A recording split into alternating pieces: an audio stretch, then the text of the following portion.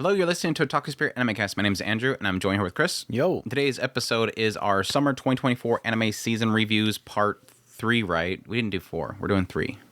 As far as I This know. is the last one. We're definitely going to finish this. I'm not sure what all Chris was able to finish. Did you say you finished everything that you said you were going to finish? Most everything except for Monogatari. Which is fine, because I don't know when that's finishing. Everybody's saying that it's finishing with, 14 or something like that. I'm like, I don't know, based on the titling, it shouldn't be, but maybe they're doing part 1. I don't know. We'll see, but yeah, that's been actually getting really good, but everything else is good, though. We got Makeine, we have NieR Automata version 1.1, Wistoria, The Elusive Samurai, Spice and Wolf, Merchant Meets Merchant Meets... Why is that a tongue twister right now? Merchant Meets the Wise Wolf, Sakuna of Rice and Ruin, Oshinoko Season 2. Did you finish that? That was Sunday. Yes. Literally yesterday. Oh, no. Oh, no. Anything that finished this week, I might be an episode behind on. It would only be Wistoria and Oshinoko that finished yesterday. Okay. And Elusive Samurai, I think it was sometime earlier last week, but you didn't do that one, so.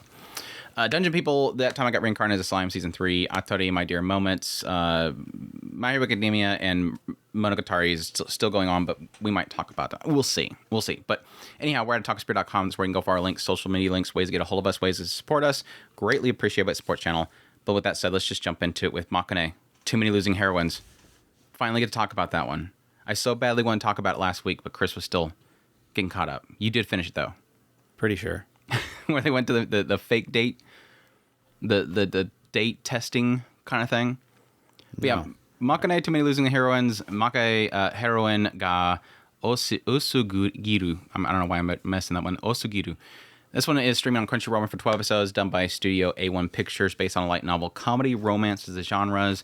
And this one opens up with Kazuhiko. And Kazuhiko, it kind of has this whole beginning segment where he's talking about how, it's a time of love blossoming. We're in that age of high school and everything like that. Kids are falling in love and they're having experiences and whatnot, but most of the experiences end in failure or whatever. Most people break up, all this kind of stuff. But yeah, he's in a restaurant and he ends up spotting Ana Yanami, and she is currently telling this guy, go after Karen. You love her, don't you? Go after him. And he's like, but no, go after him. And so the guy gets up and says, thank you. And he runs out the door. And then he watches her as she tries to drink from his straw. But no, he ends up seeing her doing that, and then she spots him, and so she just decides to go sit at his table, just kind of make her way over there and just sit down at his table, and starts divulging the fact that her and the boy that she just sent off, Sasuke, they're childhood friends, and she's always loved him. But she knew that he loved Karen, this transfer student, and so she pretty much just pushed him to go after her. Even though she really, really loved him. So, like the title leads you to believe, a losing heroine. Later on, we get to meet Lemon, who is really in love with her childhood friend, but it seems like he doesn't think that he's good enough for her. She's very popular. She's a track star and everything like that. And by the time somebody kind of nudges them to sort of realize that they can go out, he reveals that, oh, I'm already dating somebody else. Another losing heroine. Then we go into Chica, and she's one of the members of the literature club, and she likes the actual president of the club itself. But yeah, that's not going to work either. She confesses to him, and things happen there. So the whole idea here is that Kazuhiko, even though he has no experience in romance, he's also somebody that has not really had many friends when he was in his previous school and doesn't really do well around people. Suddenly, out of nowhere, all these girls that are failures in romance are all suddenly, he's just coming across them and having to kind of help them out with their situation and console them, whatever their issues are. So that's the gist of Makeine. Oh yeah, you also have the nurse of the school is bugging all the rooms so that she can listen to the juicy gossip and romances of the students. She used to go to that school. She's very familiar with the ceiling. She used to watch it all the time. She's so wrong. That teacher's so bad. Anyways, what's your review of Makeine, Too Many Losing Heroines? Looks wonderful. That's for damn sure. Also, by the way, I didn't mention it, but yes, the character designs were by the person that did Lick Us to Coil. So that's why the character designs are so dang good and so familiar. Yeah. That was kind of interesting. Yeah, the show looks absolutely amazing. I think that story-wise, I find it kind of this weird. I think that there's some fantastic character moments. Please do not get me wrong. I think that where this show really shines is its character moments. It has some really down to earth kind of. It's like it's mixing odd character tropes that a lot of anime kind of plays with, and kind of really toys with them in a really grounded, natural way. And I really like that about this show. I think one of the greatest kind of things that I oddly enough, Andrew pointed it out, and when I ended up watching it, I was absolutely loved it. Was this moment of where in most anime you have these kind of moments that happen and you never see what happens after that. And this show actually kind of plays with it. It just actually has this moment, a character moment, this really heartfelt moment, and then all the characters are standing around like, well, what do we do now? As like, how do we transition this? Yeah. The animators aren't transitioning a scene. What do we do? Crap, transition the scene. So, I mean, I think that this is probably where it shines most, is the between the character moments and these taking these kind of character tropes and actually breaking them down and presenting them in a way that's actually relatable, realistic, and actually works. And I think that actually makes the show just absolutely top notch. Can we acknowledge Kazuhiko Nukumizu is probably one of the best male characters for a rom-com ever. Like, he's such a good kid, dude. Like, he's so cool. Like, there was so many times watching the show where it was like, he did exactly what he should do. Like, there was one moment with the whole thing with Komari later on where it was like, oh, Nukumizu, rare the L moment right here. What the hell are you doing in this whole meeting? He steps up there and says that he's going to be the prez or whatever. And it's like, what are you doing, dude? Like, what are you doing? She's trying really hard. What are you doing here? But everywhere else, it was like, perfect. He did just enough. He didn't try to push anything. He didn't try to take over the situation. He didn't provide the holy grail for the situation. He was just there, and he said one thing or two things. Just enough. I was like, this guy's too cool. Like, he doesn't feel fake. He feels natural, but he just says just enough. And I love him for that. You know what's kind of funny about him? Most every kind of harem protagonist, they always have this weird obsession that they have. And all the girls kind of strangely flock to him, regardless of that weird obsession. His is drinking fountains. Water faucets. It's great. Water faucets. Specifically water faucets. They're you have to, he's got it down to a science. Like, it's this certain point of time in the morning between this time and this time. It's the perfect temperature, and it's set in the rust just perfect enough time. And then he's like, okay, then they set up a new one. They just started up this new one. I gotta go check it out. One of them actually technically plays into it, but everybody else, I don't think they even have a clue. I think most of them would avoid him. And I don't wonder if it's just because we've watched so many of them that we kind of catch these little goofy things, or because I want to read this. I really badly want to read this novel series. I'm not sure if I think they are releasing it over here, but I'm just so curious. I can totally see that the anime is just scratching the surface with that. I can see this writer probably having like 3 pages dedicated to just a long narration about water faucets. It's so stupid. He's a dork.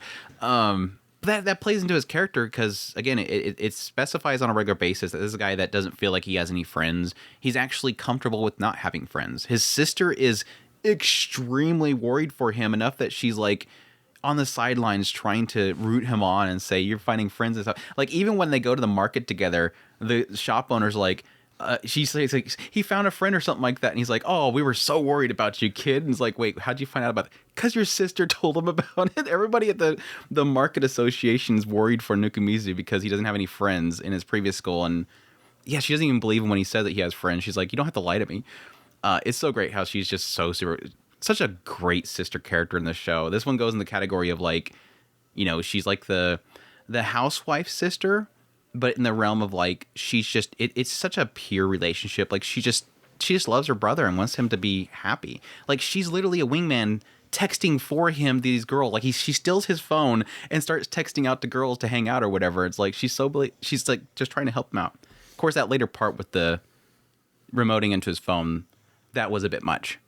She literally remotes into his phone that so she could see the picture that he's taking on his date. It's so bad. Anyways, she's great. But yeah, no, like I was saying earlier, I think Nikumizu is such a great character because he has a presence in the story. He has a likability in the story. And there's too many rom-coms where the main character is just a self-insert. They're made to be blah for the sake that you can fit yourself in there and get the waifus. You feel like you're there with a bunch of girls. He's just a likable person that is just trying to get by, and he's getting stuck in these situations. But I think the main key thing that I like about this series, for my review, this is my number one, by the way. This is my number one new show of the season. Probably, I think I still number one it, even with it going against all the returning shows. It's literally my number one show of the season. Why it's my number one is because it just does everything perfect. Like it's a rom-com. It does the rom-com tropes, but it does it in a way that feels like it's grounded and natural. I mean, probably the only one that felt kind of forced was probably the girl falling down the stairs. It was like, okay, we just did it. It's fine. Like it doesn't overplay it. It happens. Whatever. Move on, kind of thing. That was probably the only one where I was like, they didn't really do anything good with it. Like they did the whole misunderstandings rom-com joke where they said something at this during this whole time when they were having a get together for like Christmas or something like that, and there was like a confession, and he said, if nobody else goes out with you, I'll go out with you, or something like that. And it was just a really kind of misunderstanding thing that has been led to them thinking that they don't like each other. They played in that, and it worked for the situation. Like it fit with the story, and it didn't feel out of place. That's what it does. It does those tropes, and it does them very well. Not to say the whole show is tropes. Like they'll maybe throw a trope in there, maybe once an episode, maybe once every 2 episodes. It's not like it's the central point. But when it does it really well. It has the comedy. The comedy hits. The timing on the comedy is great. There was a very rare episode where I didn't have a laugh out loud moment. Like every single one of them had this moment where it threw me through a loop. Like, oh my gosh, that was great. That was a great moment there. I was laughing. Like the Karen and Sosuke in that final episode, I'm still trying to get over that, was probably one of the most what the WTF moments in anime history ever. It was like when it happened, I'm like, really? I immediately clipped it and threw it on Twitter like, holy crap, I cannot believe this show just did this. It's just when it wants to, it's hilarious. And it just along with that, even when it's not trying to be hilarious, the chemistry just has a smile on my face. Like these characters and their chemistry with each other just seems to work. This writer is so good at dialogue. And that's something that with a rom-com or a lot of other series pretty much sells me on a series is the chemistry and the actual dialogue between the characters has to work. This is nowhere near the same type, but I haven't seen this good of dialogue exchange with characters since something like Monogatari series. He just does it very well. It feels natural. It feels fitting. The characters feel grounded, but then it has that silliness in there. But additionally, the other main thing that I like about the series is I love all the characters. Like all the characters are great. Again, plus the main character, plus the protagonist that typically in a lot of other series is Garbo. Every single one of these girls, their story and their personalities are fantastic. This is one of those rare cases where it's like choose best girl.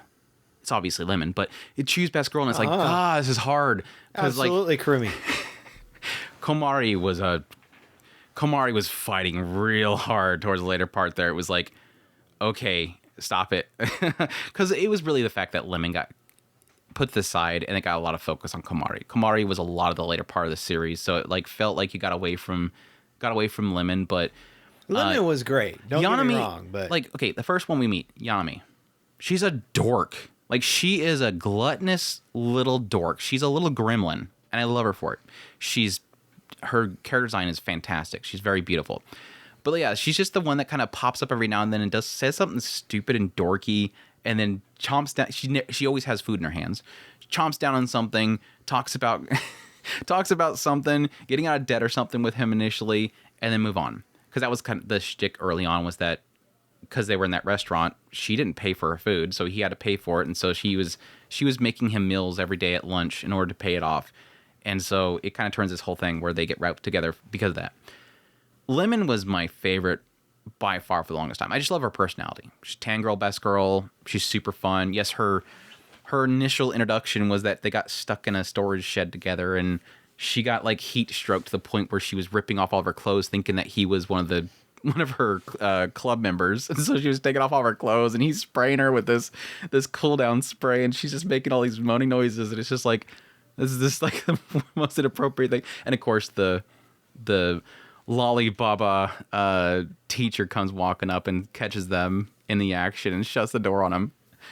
But she was great because her story was like, it had me tearful so many times because there's so much in that was absolute regrets, that I didn't take action earlier, that this guy meant so much to her. He was the Prince Charming of her life. Her fairy tale about essentially, she has this fairy tale where she was like, he was the prince and she was the commoner, and he was teaching her so much of things to, get into the castle, and she finally got to get into the castle. And it was all like this massive analogy to their school life and how he wanted to go to this one school. She wanted to go with him. He had to help her out to learn more so she can get in that school. They got in the school together. And it was just like, oh, it hurt. Because again, it turned to that whole thing where, did you love me? That's all I wanted to know, kind of thing. And it was just so heartbreaking. Her feeling massive amounts of feeling like she's a bad person because she had the thought of wanting to take him away from the other girl. That stuff was just so well done. And then Komari was just that girl. Komari, that girl. She's perfect. She was such a focus for like what it felt like half of the season. Like it was all about her and the literature club and her trying to step forward and trying to take over everything and trying to let her senpais essentially be able to leave, but then at the same time not wanting them to leave. It's just, and plus add the fact that she's like, super introvert and she's afraid and everything like that. It's just like, it fits in. It just totally fits in. But every single one of them somehow tying in with Nukumizu in some way. Like I loved Komari's connection to Nukumizu and the idea that he thought that she was like him, being okay with being alone, but she wasn't. She actually doesn't want to be alone. All that stuff was fantastic. Just through and through, such a great series, such great chemistry, such great characters. And again, like I said before, I would venture. I mean, yes, there's initial thought with something like this where you immediately think, okay, it's got to be Yanami. Yanami's got to be his choice, right? Because she looks like a cover girl. She's always around. She's in every single situation. She's always there. So you obviously think that she's probably going to be the chosen one. Like she's going to be the one that he chooses in the end. But this is one of those series where I honestly agree with a lot of people where I almost feel like this would be a great series to just have him never get with any of them. They're just always friends. It feels like that by the end. It feels like one of those series where I'd be perfectly fine with none of these girls getting with him and then just being friends. The idea here is the heartbreak that comes with all that stuff, and do you necessarily need it? Do they need that romance? Do they need that love? Why not just enjoy their time? Don't rush to get into things. It was actually, I mean, it sort of gets into that with the last episode. It really feels like hey, don't rush things. We don't need to rush the things. You don't need to have this. But can I give a nod to her voice actress, by the way? She did which one? Fantastic. Komari's? Oh, yeah, she was fantastic. I mean, they were all fantastic, but yeah, Komari, especially her stuttering later part, like that, she did so fantastic. Good. Her just outraged, all that stuff was just so good. She was great. Yeah, the ability to pull off what she did with the stutter was like, it was so good. Like it fit her character so perfectly. And just her laugh. Her laugh is so good. She got this little kind of it was that one moment where they were setting up for the festival and he got all the snacks from his sister and he brought them in and he set them out and she's like, who made these, or did you make these or something like that? And he said, my sister made them. And I had her put all these together, and he's like, I did a good job, right? Praise me more. And she's like, good job, Nukumizu. And I'm like, God, that laugh is so freaking cute. It's not funny. Girl, stop. Tell me she's not perfect. He's like, girl, stop. It's too freaking cute. She was great though. But yeah, loved all the characters, really great.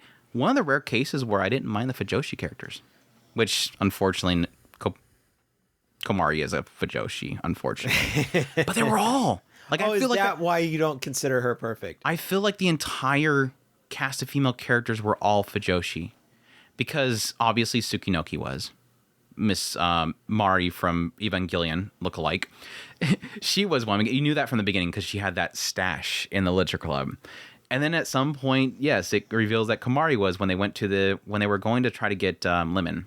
They stopped by that little souvenir place, and then suddenly Komari and Tsukinoki were talking about like the whole top bottom code they have.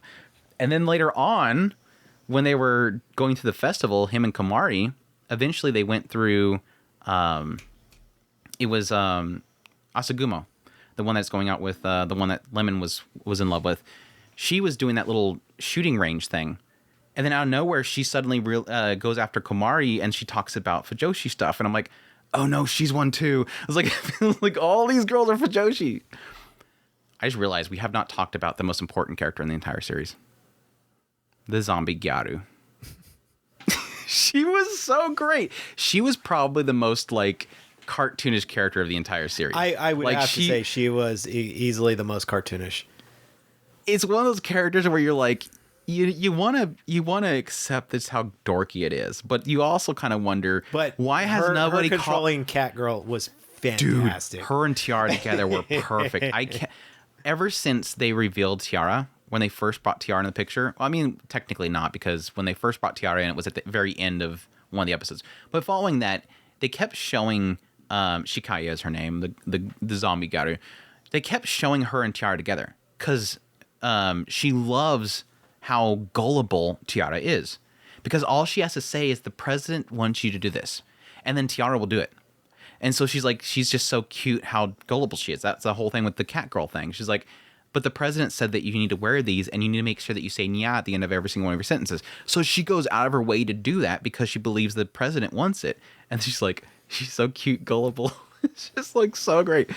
But no, like the zombie Garu is one of those characters where you almost feel like somebody needs to call a paramedic or something. Like call an ambulance, because this girl looks like she's ODing on something. Like she is out of it. Like just has, again, she's like a zombie. Like every time they show her, which I'm not complaining. She's got this, it's completely open up. She's showing that top cleavage, and she's just like, Nukumizu, where's the paperwork? And it's like, what is wrong with this chick? There's something wrong. That's like the first meet. She comes out of the locker, and she walks over to him, and she's asking for the paperwork, and he's like, please blink. Please blink. She was great though. Like the only thing that really troubles me is they mentioned that she's obviously a third year. And they're talking about, at least the president was talking about how she was letting the literature club get away with a lot of stuff because Shikaya was there. And she's like, but Shikaya is leaving now, and I'm not going to let you guys get away with it anymore. She's going to graduate. And it's like, I don't know how long the rest, I don't know how much longer they have until the end of the year. They're obviously wrapping up because, you know, Tsukinoki and Mitsuki, they're both graduating. They're leaving. And so my thought process is not that one. Shintaro Tamaki, they're graduating, and so obviously Shikaya is going to be graduating too. And it's like, I hope not, because I want more of her. I want her and Tiara. I want a whole nother season of that. Which, by the way, we still haven't got a season 2 announcement. I forgot to mention that. I'm really mad about that. Can you tell I'm really mad that we haven't got a season 2 announcement yet? I was so mad. Like all these shows getting season 2 announcements, I'm just hearing her going, please, Makeine, please, please, please. I was really scared because the last episode's original. They had the creator write it, but it was like, it made me scared they were going to like make some crazy anime original ending to it, just kind of wrap it up. But thankfully it didn't. But I'm assuming they just didn't want, which is a good thing. It makes me think that they didn't want to bring up something from later on the novel series just to fill in an episode, because they could have done that. They could have like found some goofy shenanigan moment from later on that has no like story tie and just shove it in that last episode and say, oh, that's it, that's a wrap. But no, they decided to make it original so they don't get into more stuff, because I'm assuming it goes right into the next arc. So it's like, okay, that does give me a lot of hope that there's going to be something coming up, that because it didn't have an anime original ending with like a conclusive ending, that maybe possibly there's something else here. But I don't know. There was also something that kind of happened in that whole segment that felt like it was trying to imply an ending. So I don't know. I'm super mixed. I so badly want another season. Like I said, this is my number one show of the season. It's gonna be. It's not gonna fight with things like, you know, Danger to My Heart second season, but damn, it was trying to. Like, it was trying to dethrone Danger to My Heart. But it's going to be up there. Like, for my anime of the year, it's definitely going to be fighting. I just thought about that the other day when somebody was talking about... Earthly was telling me how, like, he really loved Makeine just like I did. And he loves Danger in My Heart just as much as I do. So he was mentioning the idea of, like, it's really strong competition between the two. And I'm like, there ain't no way in hell this is going to defeat Danger in My Heart second season. But you're right. But that reminds me... Anime of the year this year is going to probably suck really bad, because it's like Apothecary Diaries, Frieren, Danger to My Heart, second season, Makeine.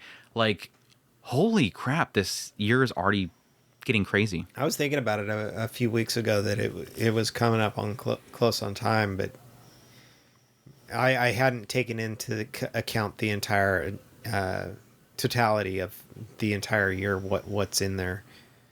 Yeah, and then you have ReZero technically will be going into winter, so ReZero's release is really weird because it's like 8 episodes and the second half is in February. I didn't realize I started I had a little bit of extra time. I went ahead and started the first episode and paused it at an hour and a half. Like, holy crap, this is an hour and a half? I like how you casually walked in like, yeah, I just had some extra time. I'm like, I know where this is going.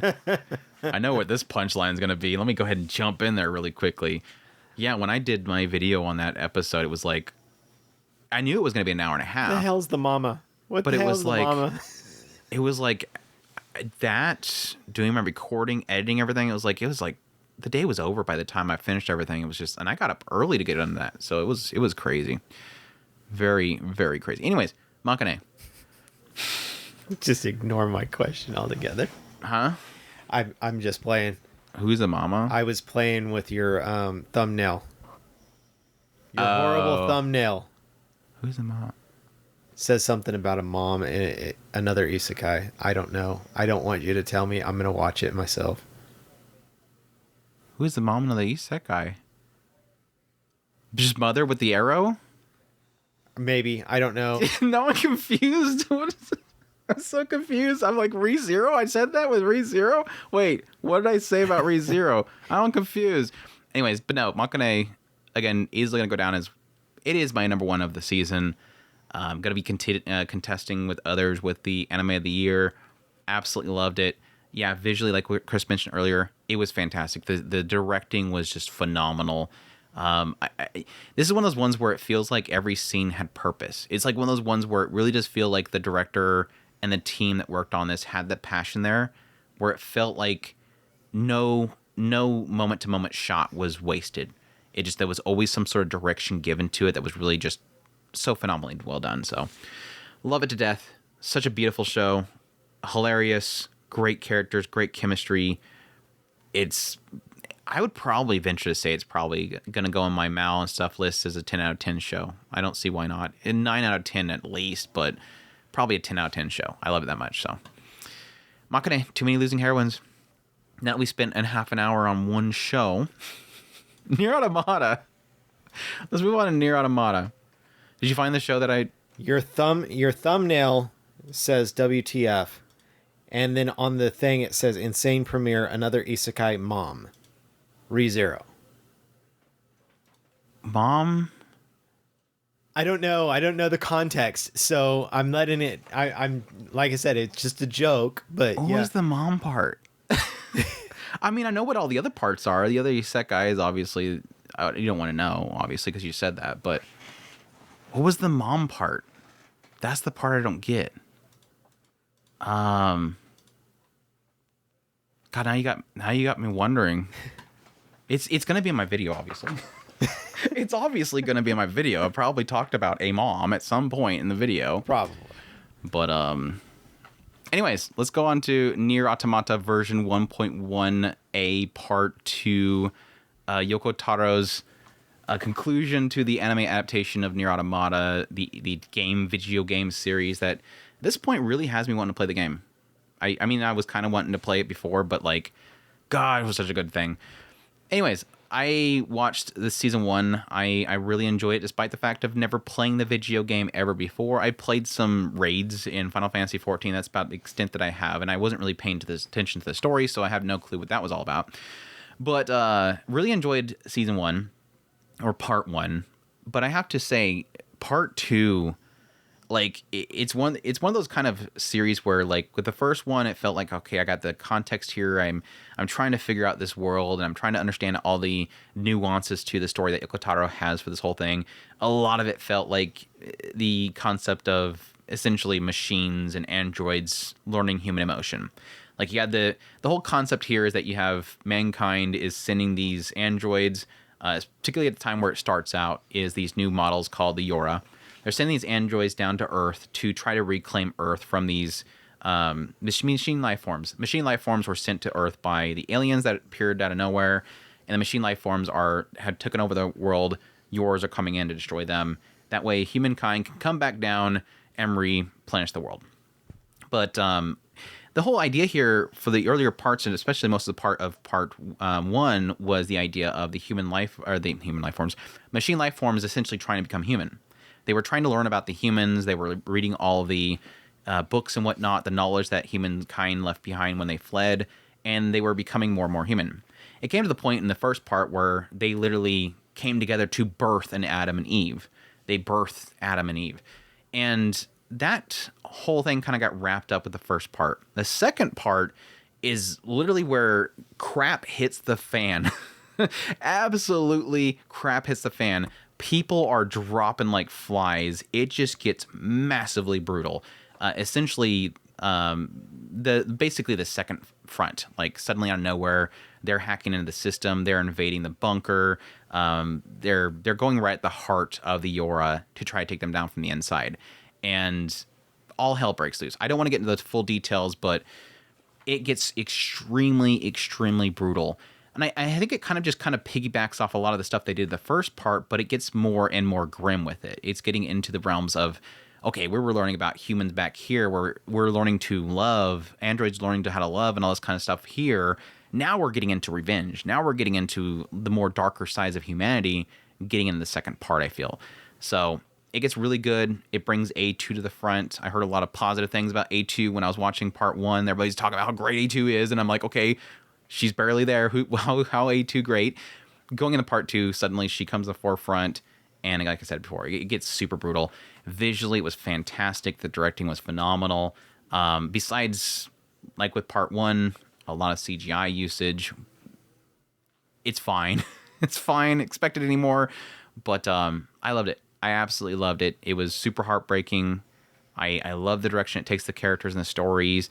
The overall world was super fascinating. I'm glad that a lot of my predictions with part 1 came true with part 2, especially with like 9S, which was really kind of fulfilling for me as well. Being able to kind of see those puzzle pieces as they were building up, going, I kind of feel like they're going in this direction with 9S, and then going into part 2, it's like, yep, they basically go in that direction with 9S, was really interesting. But I loved it. Super good, super fascinating, and I seriously want to play the game now. I already wanted to. Yep. Super good. NieR Automata, version 1.1a, part 2. Yoko Taro is kind of a genius. Dude's definitely going up there for me. Now, we have part 2 of, the hell's that show called? The one that's coming out this season. Kami Arabe. Yeah. So we'll see if he can take that in a direction that's equally as interesting. I was a little bit frustrated with his ending of part 1 of that one, so we'll see if he can pull that together there. Interesting that he's getting so much into anime now. Maybe Yoko Taro is going to leave video games to start getting into anime storytelling. Anyways, let's go on to, what do we have next? Wistoria. Wistoria is Sue to Tsurugi no Wistoria. This one's streamed on Crunchyroll, done by Studio Actis and Bandai Namco Pictures. This source is a manga. The genres are action, adventure, fantasy. And this one opens up with Will Surfort.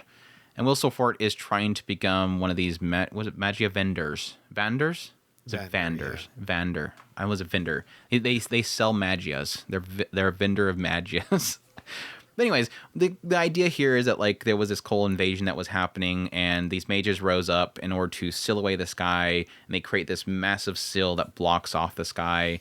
And at some point, when Will was very young, he was friends with this one girl named Athalia, and they both wanted to become Magia Vandars, so they can go up this tower and see the real sky. And very quickly, everybody acknowledged the skill of Athalia, and she became one very young and was able to go in the tower. And Will said basically, "I'll join you eventually. Wait for me." And so he's trying to become one of these so that he can join the tower as well. The problem is that Will has zero talent in magic whatsoever. So despite the fact that he's going to this academy and he's trying to learn magic and get all of his credits in order to join the tower, become a vendor, it's not going well. And so the other aspect that you really get into with this world is that because magic is so, profound, it's needed by, society in order to protect it. Magic is absolute. Like if you don't know magic, you're nothing. Like your status is all about how good you are as a mage. So him not having magic and being in an academy for magic, a lot of people don't like him being there. There's a lot of people that kind of just pity him. A lot of people kind of seen what he was doing with Athalia, and a lot of people acknowledge that we're considering that the only reason that Will was allowed in the academy was because they wanted to bring her in and they were kind of a pair. And now that she's already kind of ascended, why is he even here anymore? A lot of people hate him. And so it kind of just turns into him trying to get his credits, being a member of the academy itself, and a lot of people bullying him because he has no magical powers. But he is physically very strong. He's very agile. He's very quick with the blade. So that's kind of his thing. That's how he's sort of trying to brute force the system. A lot of it is really going down the dungeon, killing monsters, bringing the resources up to get credits for killing monsters. Because there's like multiple ways that you can gain credits. One is to kill monsters in the dungeon. One is to your academics. And then there's like, you can also ascend by just creating new spells, which I think they implied Athalia did that. That's why she was able to. So that's the setup. And Colette is his the tragic the losing heroine that constantly follows him around like he's ever going to acknowledge her. Poor Colette. He don't care about you, Colette. I'm sorry, girl. Just move on, girl.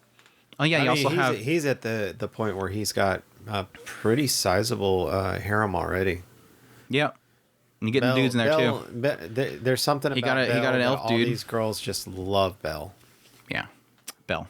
Exactly. By the way, it's the creator of Danmachi, for those who don't know. So what's your thoughts on is it wrong to pick up credits in a dungeon? I don't think he was after the credits.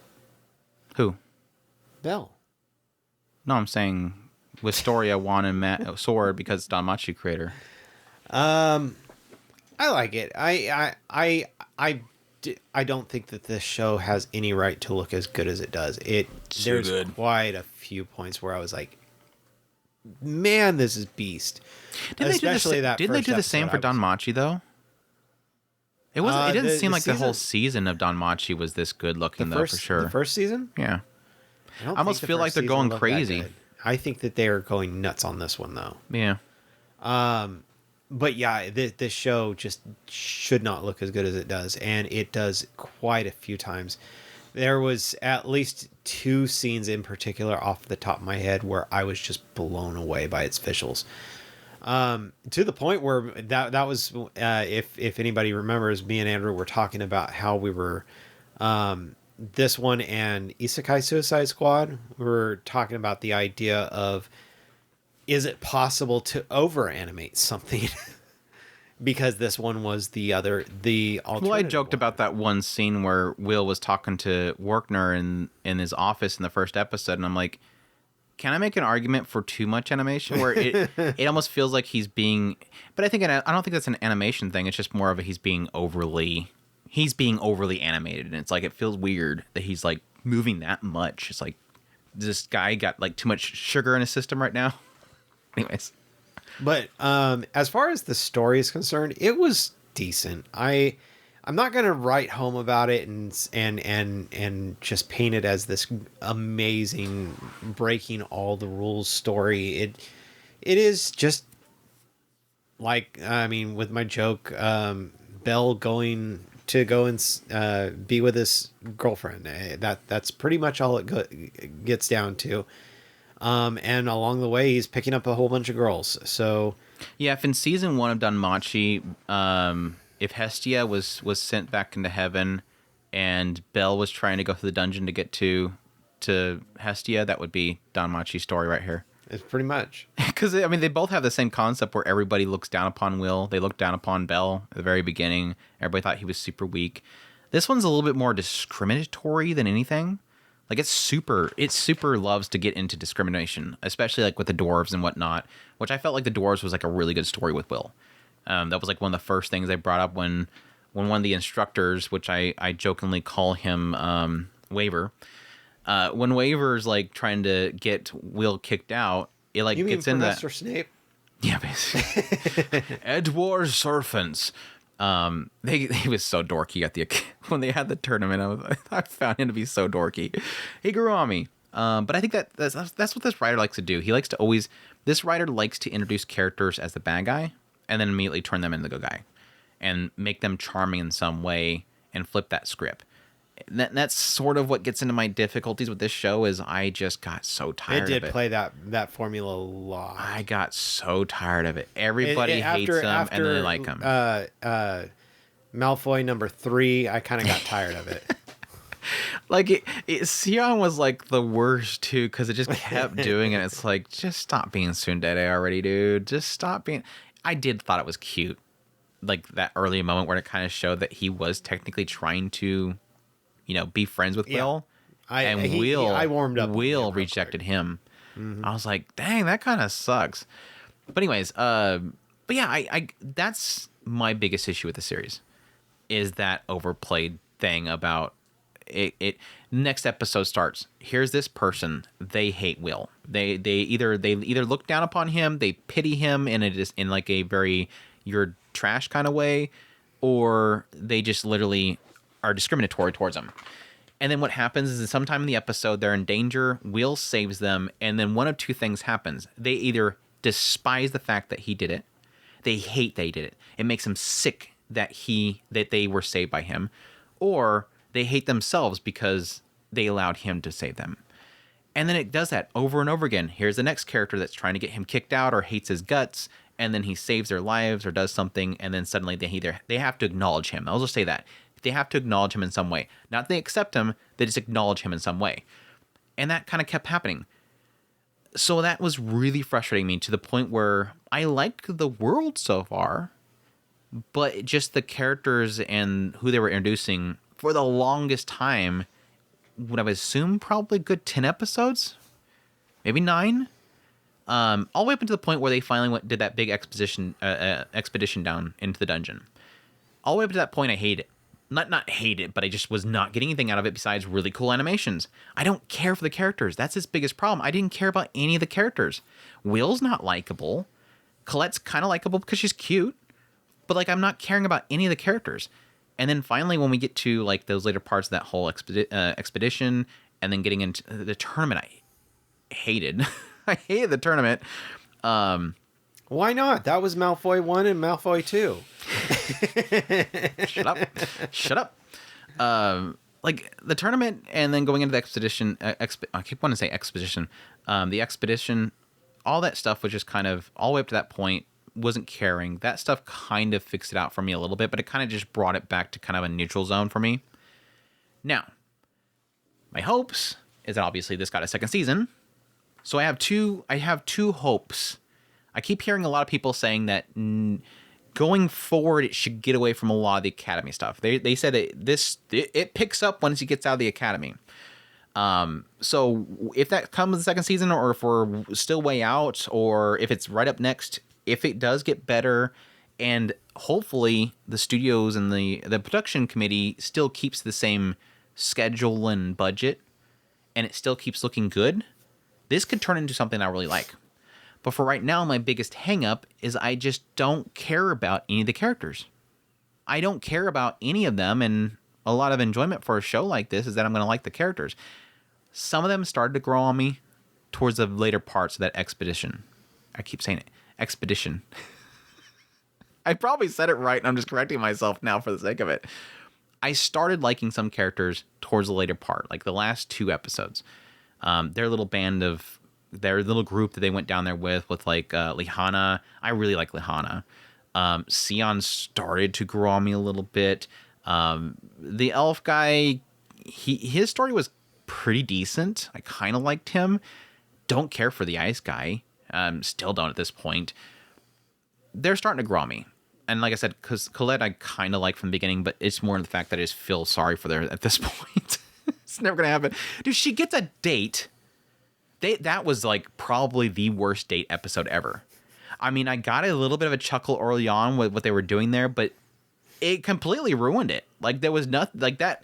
That whole shtick was like, okay, I get it, but we're not going to do anything with this whole sequence. They're just going to have it be this. I love him more. Right? I get to bathe with him. I've gotten to bathe with him. I sleep in the same room as him. Like, okay, I get the joke. Move on. But no, it was a good show. I was entertained. It was very, very well animated, very well directed. I like the world. I like the mechanics. I like the concept of Will himself. I do like the idea of the wand and sword concept. But I just really hope that I start to like the characters more going in the second season. Because that's my biggest hang up right now is that I just don't care for really anybody. So do you agree? Are you like connected to any character? Is there... Like I said, I was slowly warming up to a lot of them. Was it same time for you, or will you be like during the tournament or before then? Well, Fire Malfoy, his Sion, the bird boy? Bird boy. We'll call him Bird Boy. They were really excited about his bird. He's so good he could do the bird. It's like, got the bird. I kind of I gave him a lot more leeway. When his reveal came out, it was like, okay, I can go with that. Ice Boy, probably I'm having the hardest time with. But my problem with Sion is like they're doing that tournament and it's like now. I mean, I get why he's so frustrated, but like now we got to do that now. Exactly. Like, dude, seriously, stop. And then the elf Malfoy was kind of. I know. I'm gonna keep harping on the Malfoy because he's Bulbasaur Malfoy. You have Charmander. You have Charmander Malfoy. You have Bulbasaur, which is Wagnell, and then you have Julius would be Squirtle Malfoy. It's literally their hair colors. I never realized that before. You have red, green, and blue. Yep. You have all three. Now, granted, again, Julius is ice, but whatever. He's Squirtle. He's Squirtle. And then Lihana was yellow. She's the Pikachu. I never realized they have the freaking Pokemon characters as that group. Colette's orange, but... This is a mismatch. She's Misty. Harry Potter, Colette Pokemon. Wasn't Misty's hair orange? Or redhead? Wasn't that Misty? Didn't she have like orange redhead? Oh, is that the one that has all the... I'm saying actual Misty from Pokemon. Didn't she have like red or orange? I think she had orange hair. No, Colette is the unrequited love girl that's following Will everywhere. She would be Misty then. No, Roasty was Roasty was the boy from his dorm. Oh, that would be, and he would be the Pikachu. No, he's like the TM. He's the TMs. You just use him every now and then. And he does something like you get a blockade. You use TM Roasty, and then is it Rosty? He shows up and he breaks the roots. These people, everybody's like, "What the hell is Chris and Andrew talking about?" You know they did that on purpose. Those are like the main colors they like to use a lot. It's a weird mismatch of like Pokemon, Harry Potter, and which one's is Brock? It wrong to pick up? Would Brock be Warkner? His professor that's helping him out the whole time? Would that be Brock? I don't And know. who would be No, who would be Waver? It's the characters at the top. Those like And the then when he badge finally leaders. gets there, then he's going to go through all of them and They're the then meet his the dad. gym leaders. And then he's going to meet his dad. Well, Brock was one of the gym leaders, so yeah, that makes sense. Wasn't he the first Brock? Wasn't Brock the first one? Usually. I think he was the first, yeah. Who would Waver be, though? I like how we're having more fun talking about Pokemon things and Wistoria. But who would be Elfaria, though? Shut up, Andrew. It was okay, though. I still enjoyed it. It was still entertaining. I like Don Machi more. I still... And again, see, because Don Machi is... I like the characters. As it stands right now, Don Machi has the more... Better characters, in my opinion. It has a good, solid batch of characters, but it has a more robust story. But at the moment, I don't think that we've gotten far enough in for the story to kind of... I think the reveal stories its are cards. equally as deep at this point. Like, compared to season 1 Danmachi, I think it's equally as the same. But because, I mean, that was a joke I was making early on, is that this is literally Danmachi. They have a dungeon in the middle that you go into, and you fight. He fights monsters in there, and you have the girl that's in the dungeon, which is kind of signifies almost like a goddess, or that's in the tower. Sorry, it felt very Danmachi in its opening. You have a character that's super weak, and he's trying to fight up. You had literally a Minotaur in the first episode, except for Will killed the Minotaur, whereas in Danmachi he got his butt kicked by the Minotaur. They swapped positions where instead of the character I don't like, the hell's her name? The girl from Ice Wallenstein. Ice Wallenstein, yes. Instead of Ice Wallenstein saving Belle in the first episode, here Will saves Ice Wallenstein, which is Sion. Wasn't it Sion the first episode was the one that got attacked? Or was that second episode? I think it was Probably Sion that he was second or saving. third. Yeah. Who did he save in the first episode? He didn't save anybody. He was just... He's fought something, yeah. Fought He's something. fought something. Okay. Anyways. And the little... Kiki. But that was Yeah, a it Kiki was fun. thing. Like, I never figured out what the whole Kiki thing is. I know that Werkner was watching him through Kiki, but I don't think they ever explained what Kiki is. It's his... one of Seems his familiars. or super something. OP somehow, and I don't think they ever mentioned where it came from. It's his. But where did it come from? It's his familiar. How does he have a familiar? Nobody else seems to have one, but he does. Right. I mean, it didn't show it when he was with Elfaria, so I assumed that at some point I just assumed that Werkner gave it to him, because I think Werkner can control Yes. monsters. So he must have gave it to him. Okay. There you go. Explains it. The source material reader's like, actually, Kiki's... Well, he said that it was his when he was talking to Snape. It's like, where'd he get it, though? They just said, yeah, it's his. I don't understand that's his. I get that it's his. Just that, did he summon it? How did he summon it? He doesn't have magic. He technically does. I mean, it's Sora obviously does. a carbuncle, so... Probably borrowed that from Final Fantasy. Probably. That's Wistoria, Wand, and Sword. Let's move on to the Elusive Samurai. Elusive Samurai. I made some people mad about my review on the Elusive Samurai. I was doing my tier list, and they didn't like that I put a bunch of stuff above this. And it's like, here's an idea. Whenever somebody does a tier list and there's things above it, it sometimes means that, shocker, they like the other shows more. Right. It's weird. It's how tier lists work. But shockingly... It's Well, my tier list, not your tier list. No, Andrew, you missed the whole point. You're supposed to take all of their thoughts into consideration and put everything in S tier, and then nothing is in F tier.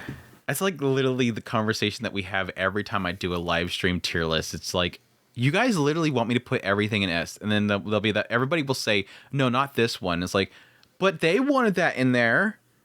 They want it in S tier. What is their feelings not important enough for you? But no, anyways, Elusive Samurai is getting a second season. It's Nige Jozo no Wakagimi. This one's streamed on Crunchyroll, ran for 12 episodes, done by Cloverworks. The sources of manga genres are action and adventure.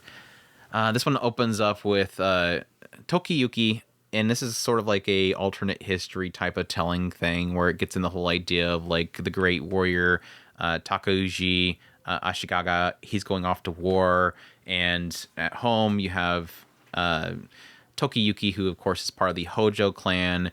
They're just kind of enjoying their life.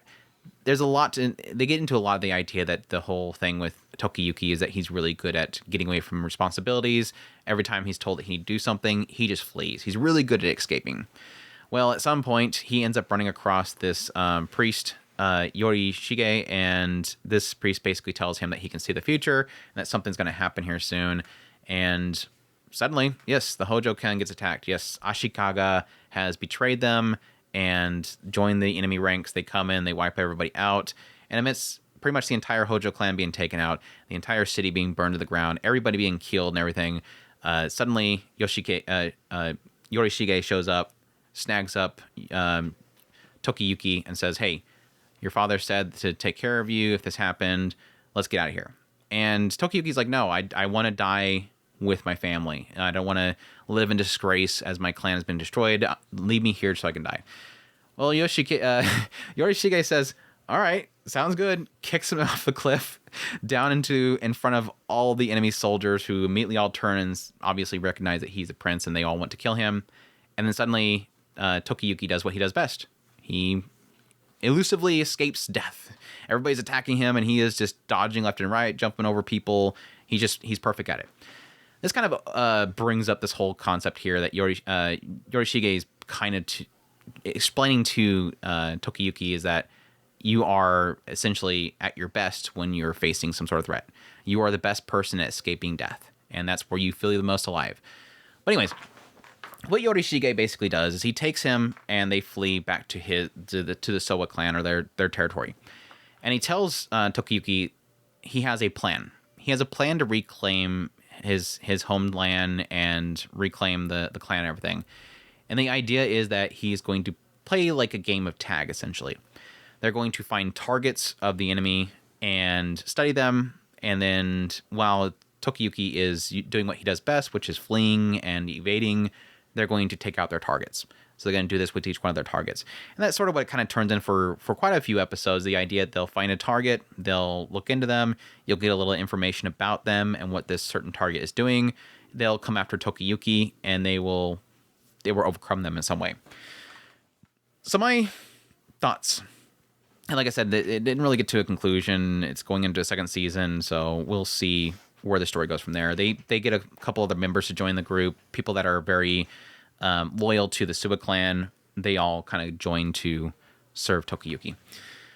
But my thoughts on the series: visually, gorgeous, super good looking. Animation is absolutely amazing. Besides a significant use of CGI, which some of the CGI looked fine, but a lot of the CGI didn't look so fine. Especially like the horseback riding just did not look good.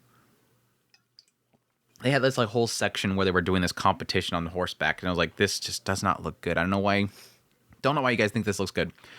But everywhere else, like the 2D animation was gorgeous. The use of artistic style to everything was just absolutely fantastic.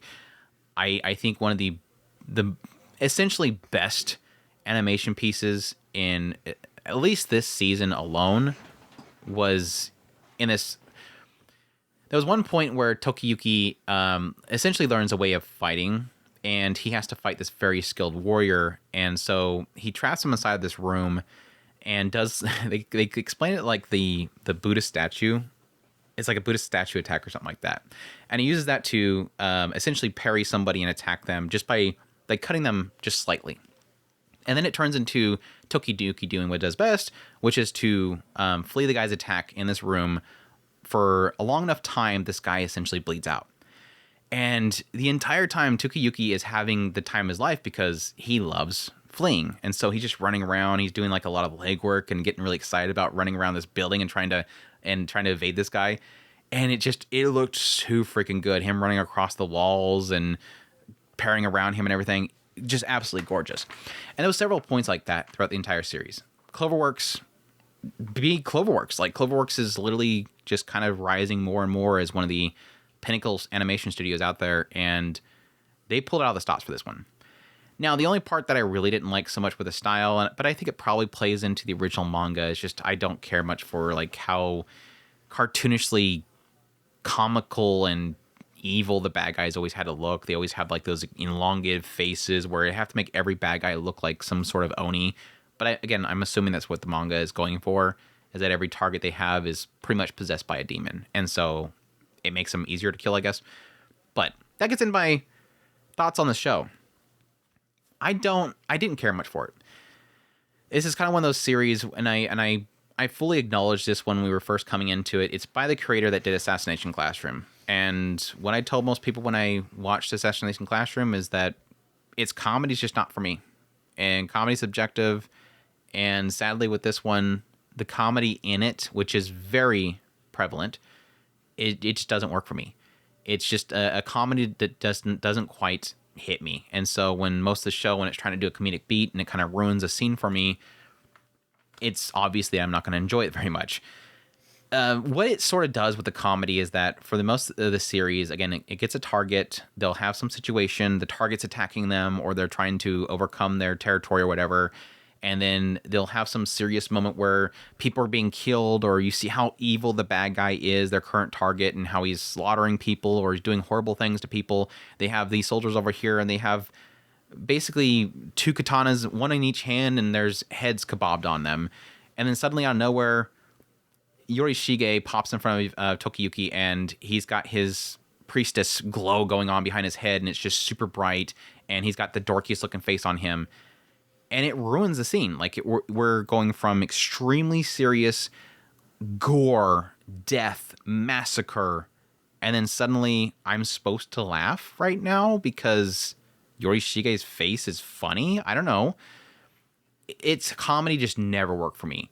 I don't even recall a single time where I maybe had a slight chuckle. I mean, I got a little bit of a joy out of Tokiyuki's enjoyment in being elusive is a little bit infectious. Like his joy in having that fun is sort of infectious. I do get a kick out of it whenever he is just having a ball.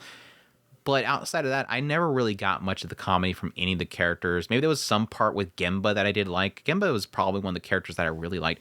I do like the characters. Let me be clear there.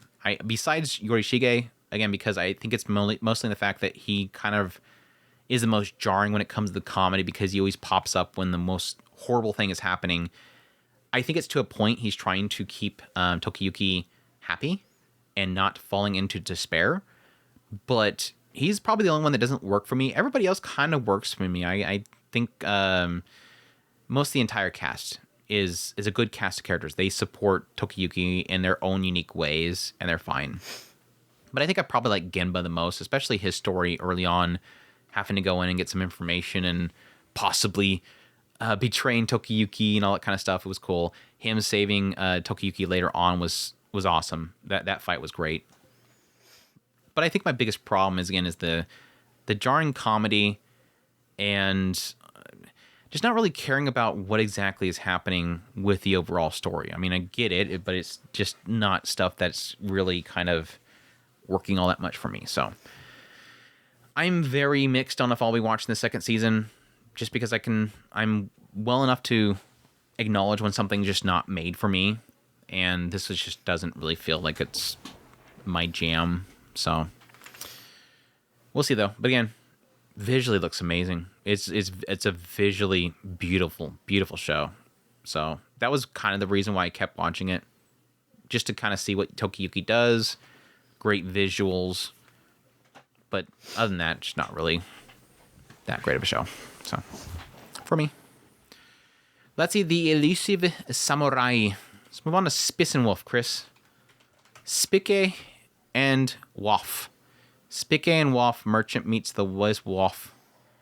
This one is Okami to Koshinryu, Merchant meets the Wise Wolf. The 2024 version of Spitzenwolf. A series that is based on a light novel done by Studio Passione.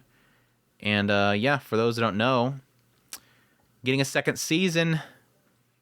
everything's lining up. This is gonna be a full adaptation, Chris. Right. My predictions are coming true. We're actually going to be probably outside of one arc. We'll be going into new territory, both of us.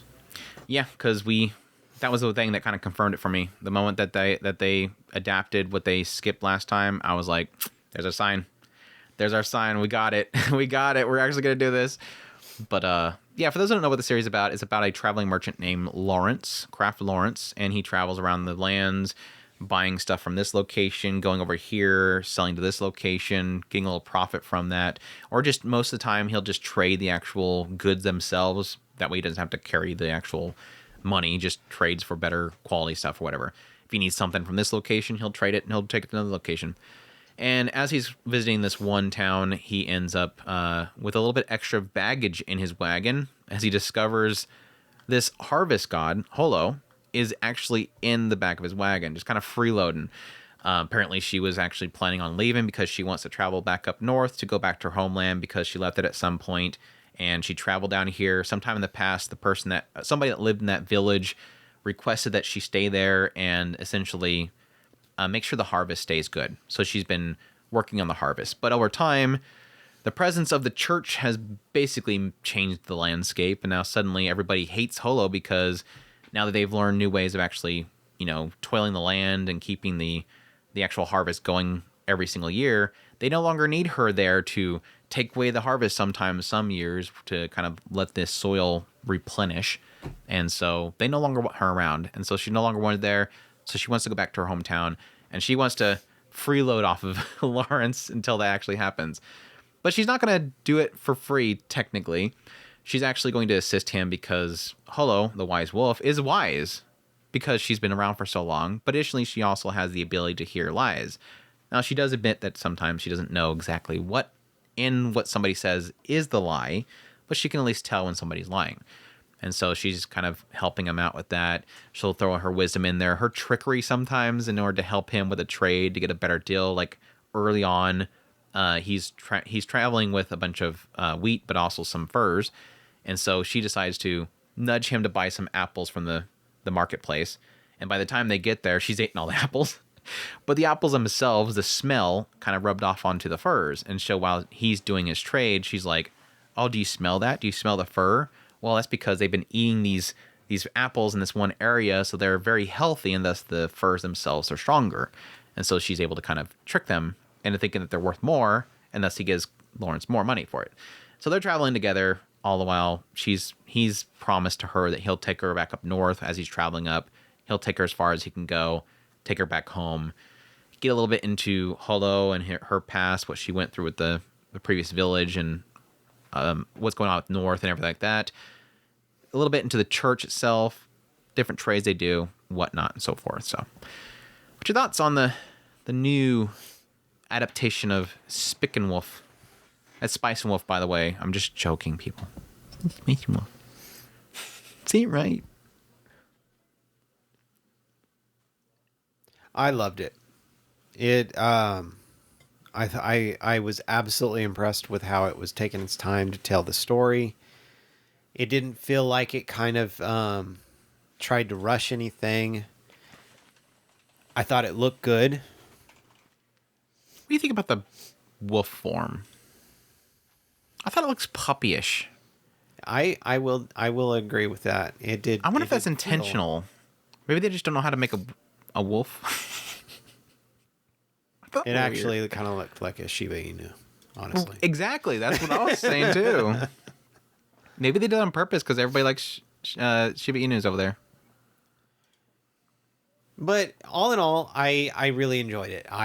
Like I said, I thought it felt like it was taking its time to tell the stories. I was really kind of afraid that it was going to try and rush through some things, but it did feel like it was well paced. All the moments that mattered actually hit, and I thought they did a fantastic job. Elza. All in all, absolutely thumbs up for me. Elza, that was her name. I actually really liked Elza's story. So it was like one of those ones where, like, when I found out about the fact that Elza's story was one of the ones they skipped from the first adaptations, it made me kind of assume that it was just not a good story and they wanted to do this other story, and they maybe never had plans to actually finish it, so they wanted to wrap it up with that story. And there was a side of me that almost thought that it was going to be like, okay, so maybe they skipped Elsa's story because it's not a good story. And so when they actually adapted it this time, it was like, that was actually a good story. Like, it gets into the idea church? of, yeah, it gets in the idea of like, because one of the ongoing themes is the idea of the church and their belief in this one god, and the pagans, the people of the lands that all believe in, like Holo, who is supposed to bring them harvest. With particularly Elsa, it was this being that actually protected them. And so it's getting to like the idea of how with Elsa's story is this one priest that wanted to study the pagan gods, and because he's a church devout believer in God, but yet he's studying these secretly studying these for the sake that if he can prove the existence of the pagan gods, it will help strengthen his belief in a one true God. Because how do you prove the existence of a god without some sort of miracle? So he was kind of doing it for a purpose. And I was like, it kind of wraps up the two stories, because one of the ongoing discussions throughout the entire series is the new age of the church and the belief of one god and the getting rid of the pagan gods. I honestly think that there's a kind of more simpler reason why they kind of skipped it. It wasn't because it's not a good story. I believe it's probably because, remember I was asking you about the I think her name is Diana, the girl in the alchemist group. Remember I was asking if they had kind of revealed what her true nature was? Right. In the original version.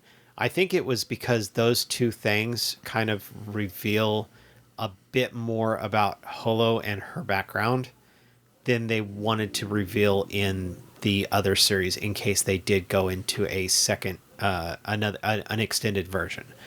And since they already have pretty much a confirmation that they're going to go all the way out with this series, it's not something that they're afraid to go dive into. But again, it goes in that whole thing where, what would that matter? Because there's the whole idea is that he's supposed to be taking Holo up north. So if that would be the case, they wouldn't talk about anything about taking Holo up north.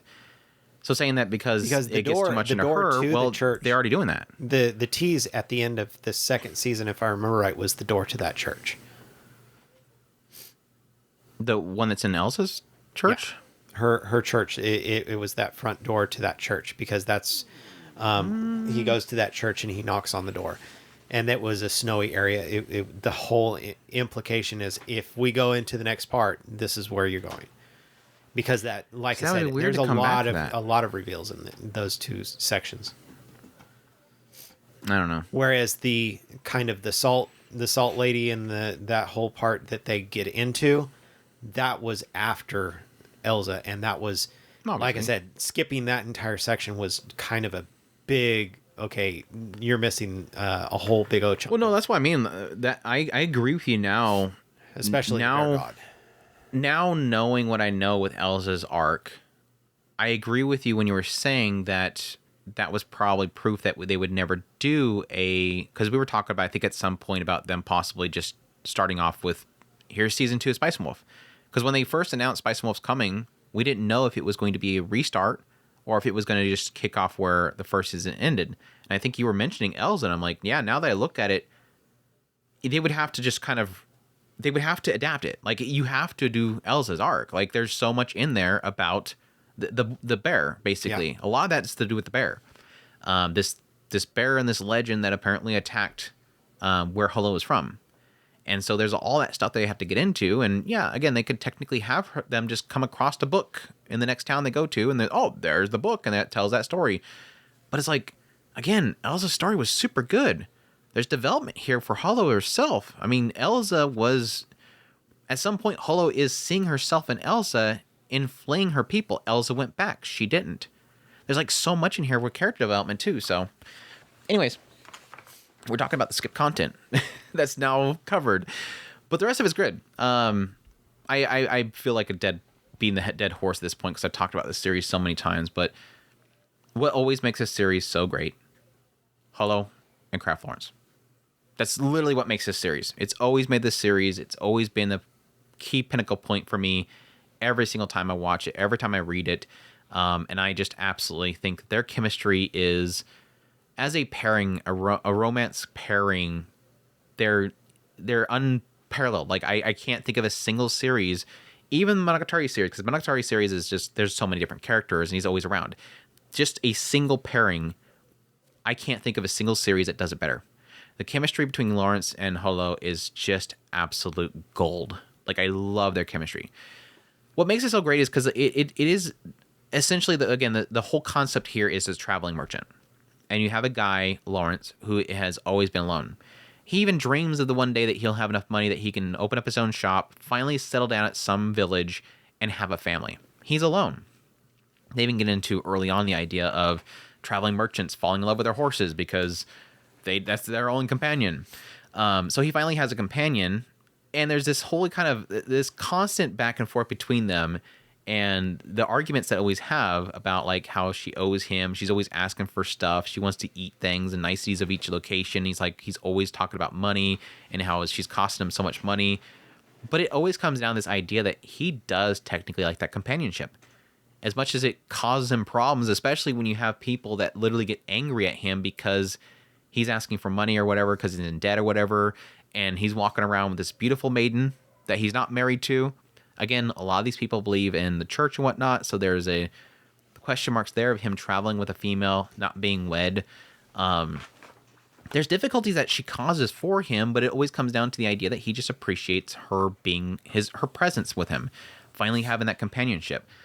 And I always love like how their dynamic works. For one of the major concepts of this series is the trade itself, which I've talked about this before several times, but the first time I ever watched the original anime adaptation, I dropped it the first time. And it was the trade. They got into that currency stuff, and I'm like, oh my god, this is so boring. I don't care. Like, they're breaking down the currencies, and they're talking about the weight of the currencies and what's possibly the kingdom's doing with the currencies. Is there going to be this big, massive recall of the coin? Is the coin going to drop? Are they essentially taking out the gold of the coin or whatever? The silver was silver, wasn't it? Silver. Are they trying to water down the coins themselves, whatnot? And I got so super bored. Second time I watched it, I loved it. I think this writer is so good at how they do the trade and the currencies and the markets and all this kind of stuff that they're always playing with between Lawrence and Holo. And again, bringing those two elements, great characters and their chemistry that's so perfect, then with the concept of the trade, they both come together to make what I think is some of the greatest storytelling ever. Is just seeing how Holo brings what she knows and her abilities to the trade, while Lawrence is bringing his experience and being a traveling merchant for, was it 10 years at that point, his experience to the trade. And the two of them and how they work together, or they'll talk out a situation before they go in to do something, and they'll use their own different strengths to overcome different challenges they face. It's just so perfectly done. Like, I absolutely love it.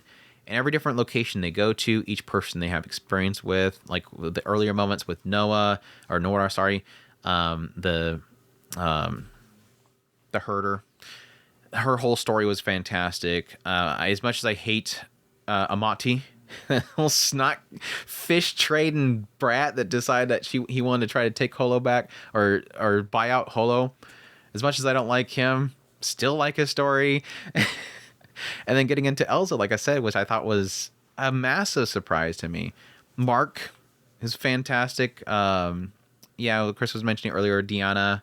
That again, Chris was mentioning, I wasn't sure if they kind of mentioned what she actually was. I don't recall that from the first time I watched it. So getting more into her possibly was good as well. The Malone Company, all that kind of stuff was fantastic. I'm still a little bit miffed that they decided to trade out Chloe for some dude in this one, which is technically supposed to be the original source material, but whatever. It's all good. It's all fantastic, and I love the new coat of paint this new version has. I think it looks great. Yes, not a massive fan of the CGI. I think they did well to not overutilize the CGI. I don't think it ever really kind of bothered me that much. I think the only time the CGI bothered me was like in the first early episodes, seeing all the people out in the field and it was all CGI. But like them on the card or whatever never really bothered me. So I think they did a good job with the CGI. But overall, I like the style of it, the new art style, which I think honestly fits the light novel art a little bit more rounded. But again, like I said earlier, about my only nitpick is I don't know why she looks so much like a dog. Like the original one, she's just so more vicious, which is kind of weird because, again, the whole idea is like whenever she transforms into wolf, it terrifies people. Like even early on, it terrified Lawrence, and he was kind of ashamed that he was so terrified by it. It's just you can't help it. She becomes this massive wolf, vicious looking wolf, and you can't help but be afraid. Even she mentioned later on, if I transform and you panic, I'll eat you or something like that. And it's like, but she looks like a cute dog. How are you afraid of a cute dog? I don't know why that's the case, but I don't know. Maybe when it goes to Blu-ray, they'll extend her beak a little bit. That's all it needs. Extend the beak a little bit. Make her look like a wolf. I mean, you're the professional wolf person. I mean, you're the big fan of wolves. You would know best. Yeah, I don't think she looks like a wolf at all, but I was actually I wonder if it's more the I wonder if it's more the implication of the transformation itself that terrifies people, or if it's her actual form. Because if you think about it, every time that they actually there's she seems to have a problem with it is during the transformation process. Well, that's the point in which the reason why people are panicked when she transforms is because that's the moment where you go, okay, so she is. Yeah. The transformation is not in like the grotesque nature of the. It's just oh crap, she was telling the truth. She's actually gonna turn into a wolf. But like with them underground, it's not like once she transformed, everybody's like, oh cool, it's a wolf. No, everybody's running.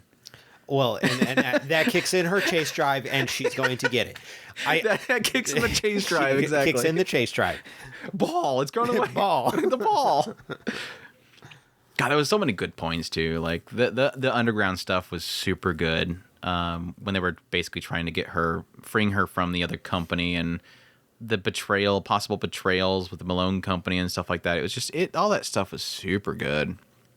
Like just, I don't know, maybe I just don't remember much of it back then, but just watching it again, I'm like, I don't remember if I got into it this much, but it was all super good. I did like during the market scene, her actually fussing with the owl feathers, which Signal. Look, Signal. I'm touching it. Signal. Anyways, I'm super happy that we're getting another season of it. Super glad they're gonna keep going with it. Absolutely loving the series, and still remains one of my favorite series that I need to get in light novels already. I read like 4 volumes and didn't get to finish it, so one of these days. That's Spice and Wolf, Merchant Meets the Wise Wolf. Next is Sakuna. Sakuna of Rice and Ruin. This one was Tensui no Sakuna Hime. It was ran for 13 episodes, done by PA Works. The source is a video game. Genres are action fantasy. And this one, for those who don't know, opens up with Sakuna, and she is one of these goddesses, all serving Kamu Hisuki, and she's the goddess that kind of reigns over all of them, supreme goddess, whatever. And at some point, Sakuna is, at the time that we open up, she is very lazy, and she is basically living off of all the harvest of rice that her mother did. Her mother was amazing at harvesting rice. She made massive amounts of it, put it all into storage, and so Sakuna has been basically leeching off of that her entire life. So whenever there is a necessity for more offerings, Sakuna is able to do that, and she always gets the post of doing that because she just has all it there. Well, one day, some humans come from the lowly, I think it was called the lowly world. There's like the lower world, and then there's the lofty world. The lofty world is where the gods are. But these humans somehow wander into their area, and Sakuna was supposed to kind of send them off, get them out of there. But then they didn't listen to her, and they decided to walk into the palace and cause a big chaos, ends up causing all of the stores that she had of her mother's rice to get destroyed. And in punishment, Hitsuki decides to send Sakuna to this far-off island where essentially her mother and her father lived for the longest time, and find out this disturbance figure out where these demons are coming from. But Sakuna has been sent off, so no longer in this nice palace and enjoying just being lazy all the time. Now she actually has to, kill and harvest rice herself, and just to survive. Plus, she has to deal with the fact that she's stuck with these 5 other humans that all have their own problems. But it's basically turns into a story about Sakuna learning more about her parents and all the stuff they did, all the crazy stuff that is involved in making rice, all the hard work that her mother put in that stuff. At the same time, going to each one of these humans and figuring out what their whole ordeal is and what they can possibly bring to the group to help everybody come together and survive. At the same time, you get into a lot of the demons, where they're coming from, and all that kind of stuff at the same time. So, yeah, that's basically the gist of Sakuna of Rice and Ruin. So my thoughts.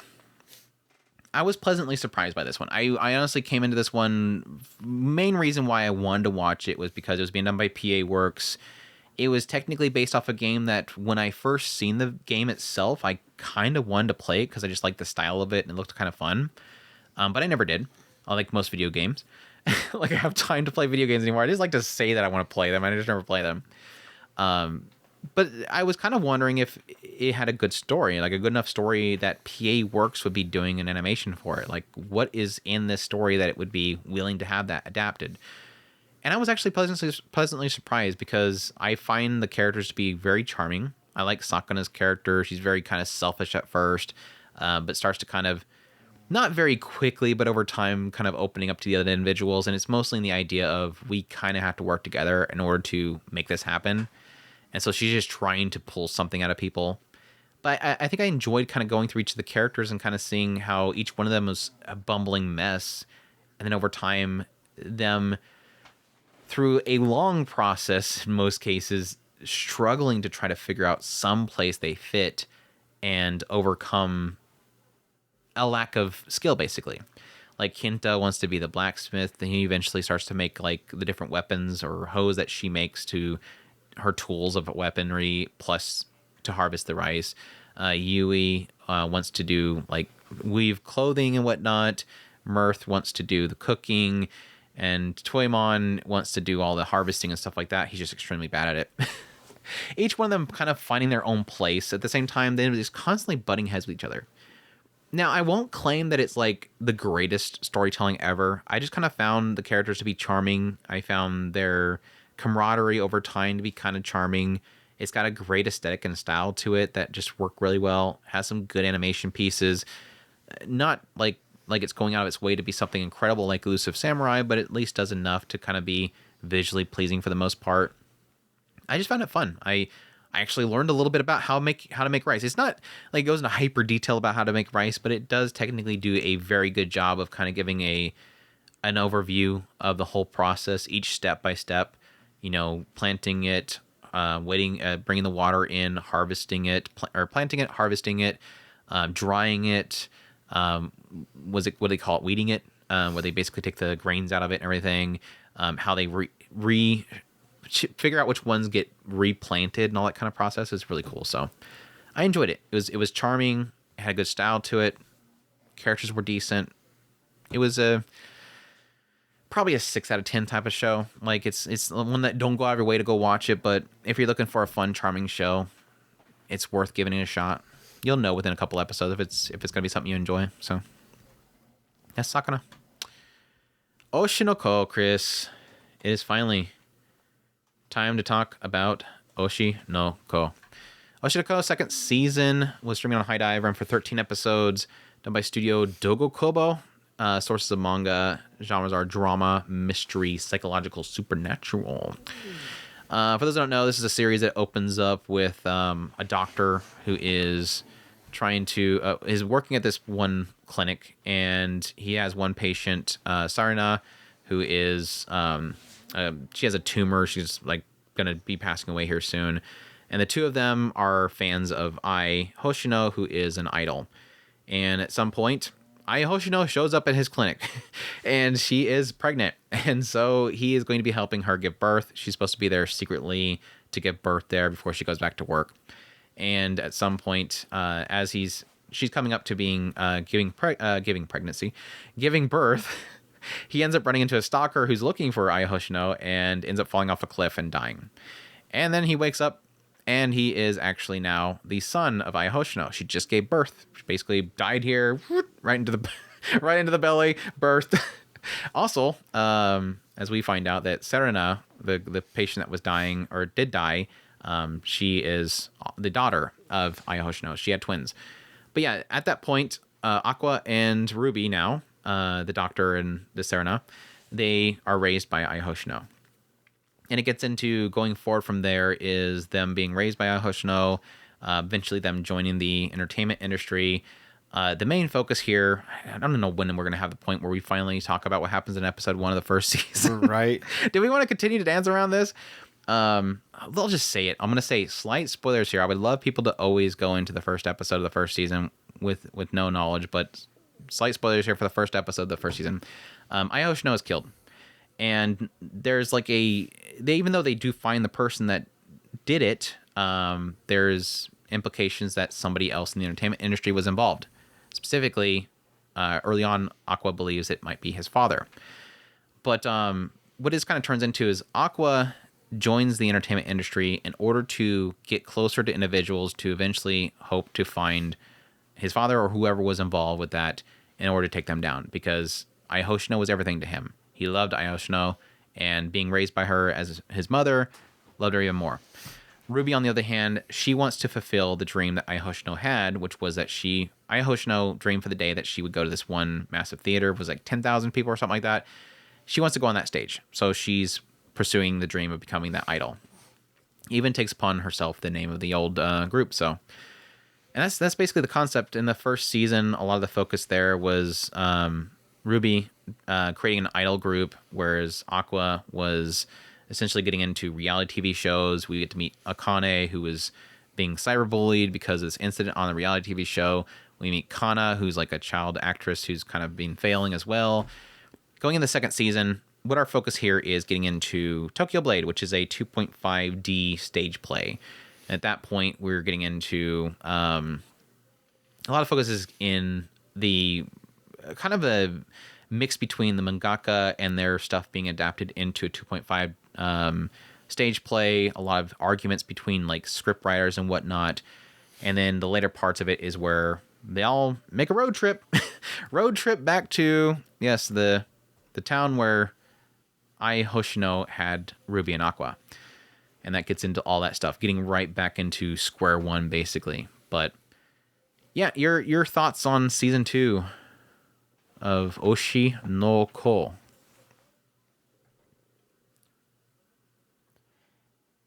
Oshinoko is, I mean, we absolutely, we had such a blast with the first season, and going into the second season, it felt like, in a way, really nice to get back to kind of the kind of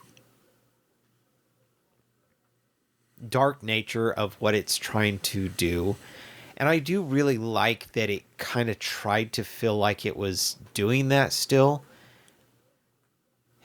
Aqua kind of digging into trying to get it farther into the entertainment industry to get to his intended target was kind of nice to keep getting into that. At some point, a kind of big reveal is made, and it feels like I really love the fact that I sat there and I went, no, that's not right. We can't yet. And then it wasn't too much longer. It was like, okay, this is revealed, and okay, thank you. So that is not done yet. I kind of agree with Andrew. I want to say that I heard one of his videos pointing out, okay, I want to get into Ruby. Yes, I agree. I really do want to get Ruby disappeared for the longest time. Ruby disappeared for the longest time. I'm trying to. It was the Tokyo Blade stuff, really. Yeah. I'm really desperate to see how they're going to do Ruby as the reflection. Well, the great thing is, yeah, like we always kind of mention the idea that it always feels like Aqua is, they both had the same loss, but Aqua went the revenge route where Ruby went the forward route. Like Aqua's stuck in the past and Ruby seems like she's stuck in the future. And I always kind of it was one of those things where it's obvious we all knew. We're like, when is Ruby going to slam to that ground? Yeah. She's too positive. Now, granted, Aqua's seen it firsthand, but you assumed it affected Ruby just as much. Like, it's traumatizing as hell to see the life leave somebody's eyes. I've experienced it. It sucks. But Ruby still was equally destroyed by it. They both loved her. They were both super fans of Ai. And so it's like, when is she going to crash? She's too happy. When is she going to crash? And it started kind of showing little bits of signs of it. Like that whole like comment about like how Aqua wouldn't just go off and get some girl pregnant. It's like, damn, okay, give me more Ruby. Just waiting for it. You're just waiting for it. But yeah, I do agree with you. There's like this one moment where it feels like they kind of resolve it. And then like suddenly out of nowhere, Sakane just kind of mentions, no. How did you miss such a small loop? But I like it.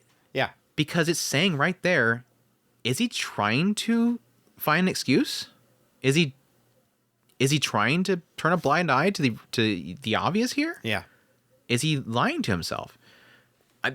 That gets me into what I think is I mean, we talked about with the first season.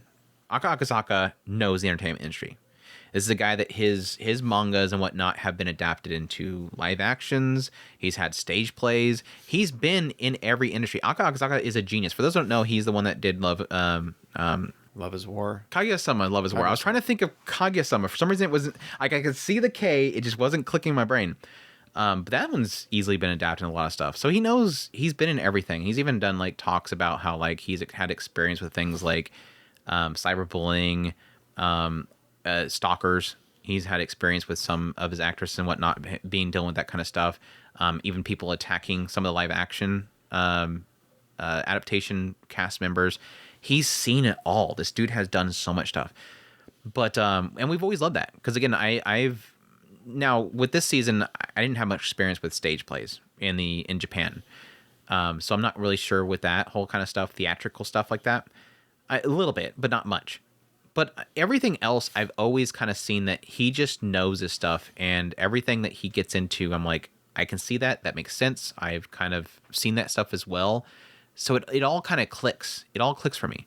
Like with this season 2, they get into the idea of Abiko and her manga, this shonen manga that's really popular, getting adapted into a stage play, and her basically having an all-out fight, like verbal war with these individuals regarding the script itself. And then the idea of like, you guys are butchering my script.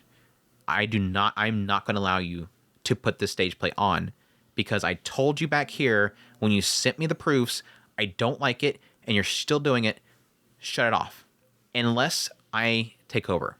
And then it goes in that whole thing of like, but you don't know how stage plays work. You don't know the equipment. The guy that's doing the script work, the adaptation for the script work, he knows it.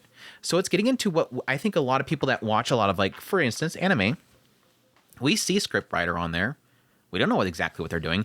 This is showing you that sometimes you have these companies and they're having these verbal battles behind the scenes to say what all script is put from the source material into this. Light novel is a good example. You can't one-for-one a light novel into an anime. It gets really weird. I always point out Higehiro. One of the final episodes of Higehiro, you have this one scene where he's sitting at this table with this other family, and a lot of that last episode is in his head. So somebody brings something up, and he says, basically, shut up, and everybody's looking at him and going, excuse me? And it goes in this long inner dialogue that what he's thinking about right there. And it's like, yeah, that probably worked in the light novel because you read it and it was like 3 pages. But right here, everybody's staring at him going, and he's just thinking for like 5 minutes straight. And it's like, it doesn't one-for-one adapt. It just doesn't work. But anyways, it gets into that kind of stuff and it works so well. Like his look into adaptations and getting into the characters, like bad adaptations versus good adaptations, and the verbal wars that happen between source material writers, the script writers, the directors, all that stuff is so freaking good, and it's all spot on. Like, it's so well done.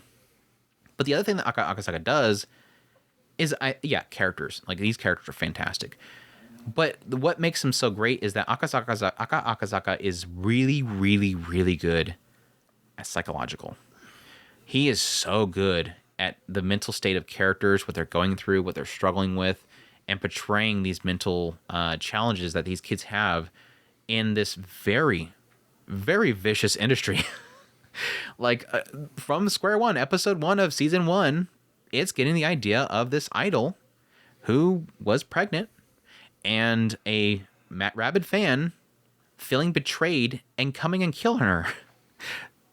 Right there, we're already getting into one of the most, very disturbing sides of the entertainment industry, which is idols and the love that the fans have for them, the lie they create purposely for them, that they're these pure beings, that's all yours, and that lie basically coming to a halt in the idea of she's pregnant.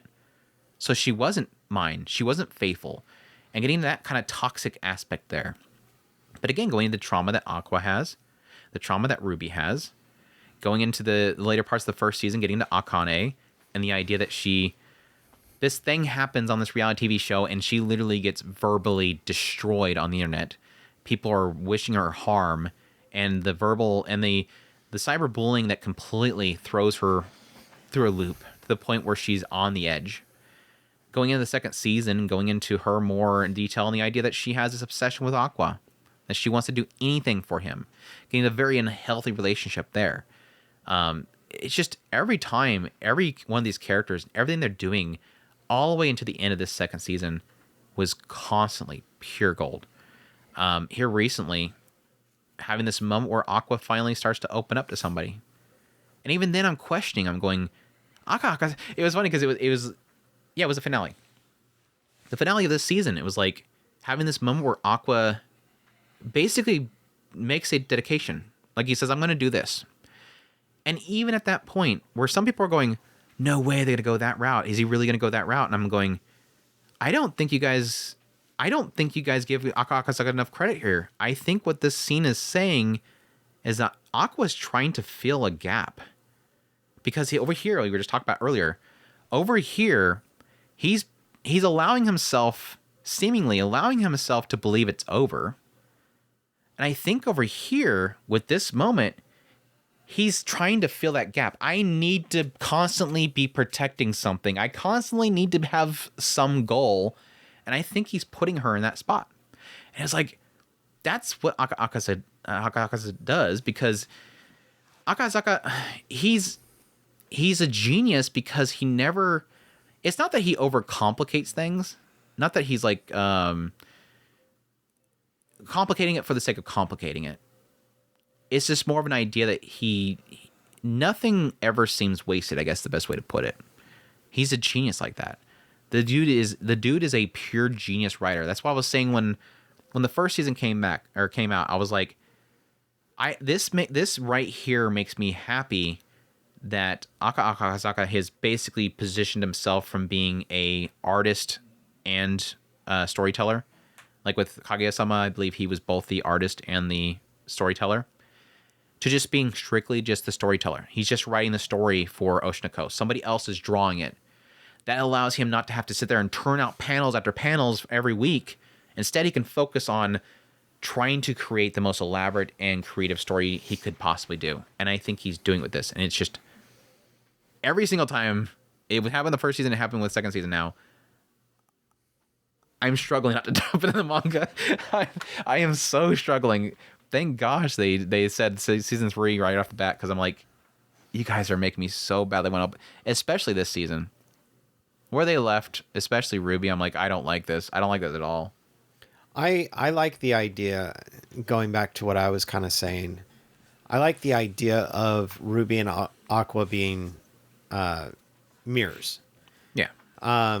Basically the reflection. And now that Aqua has come effectively into the light, now maybe we'll see Ruby and the direction that she's going to go.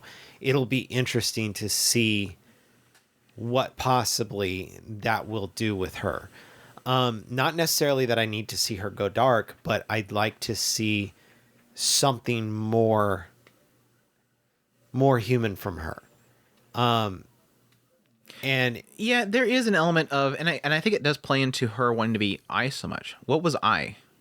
She was, well, now granted, early on with the first season, they were implying this idea that I always said that she was fake on purpose. Mm-hmm. She was creating a lie for the fans. That was the whole idea of them, is be a lie.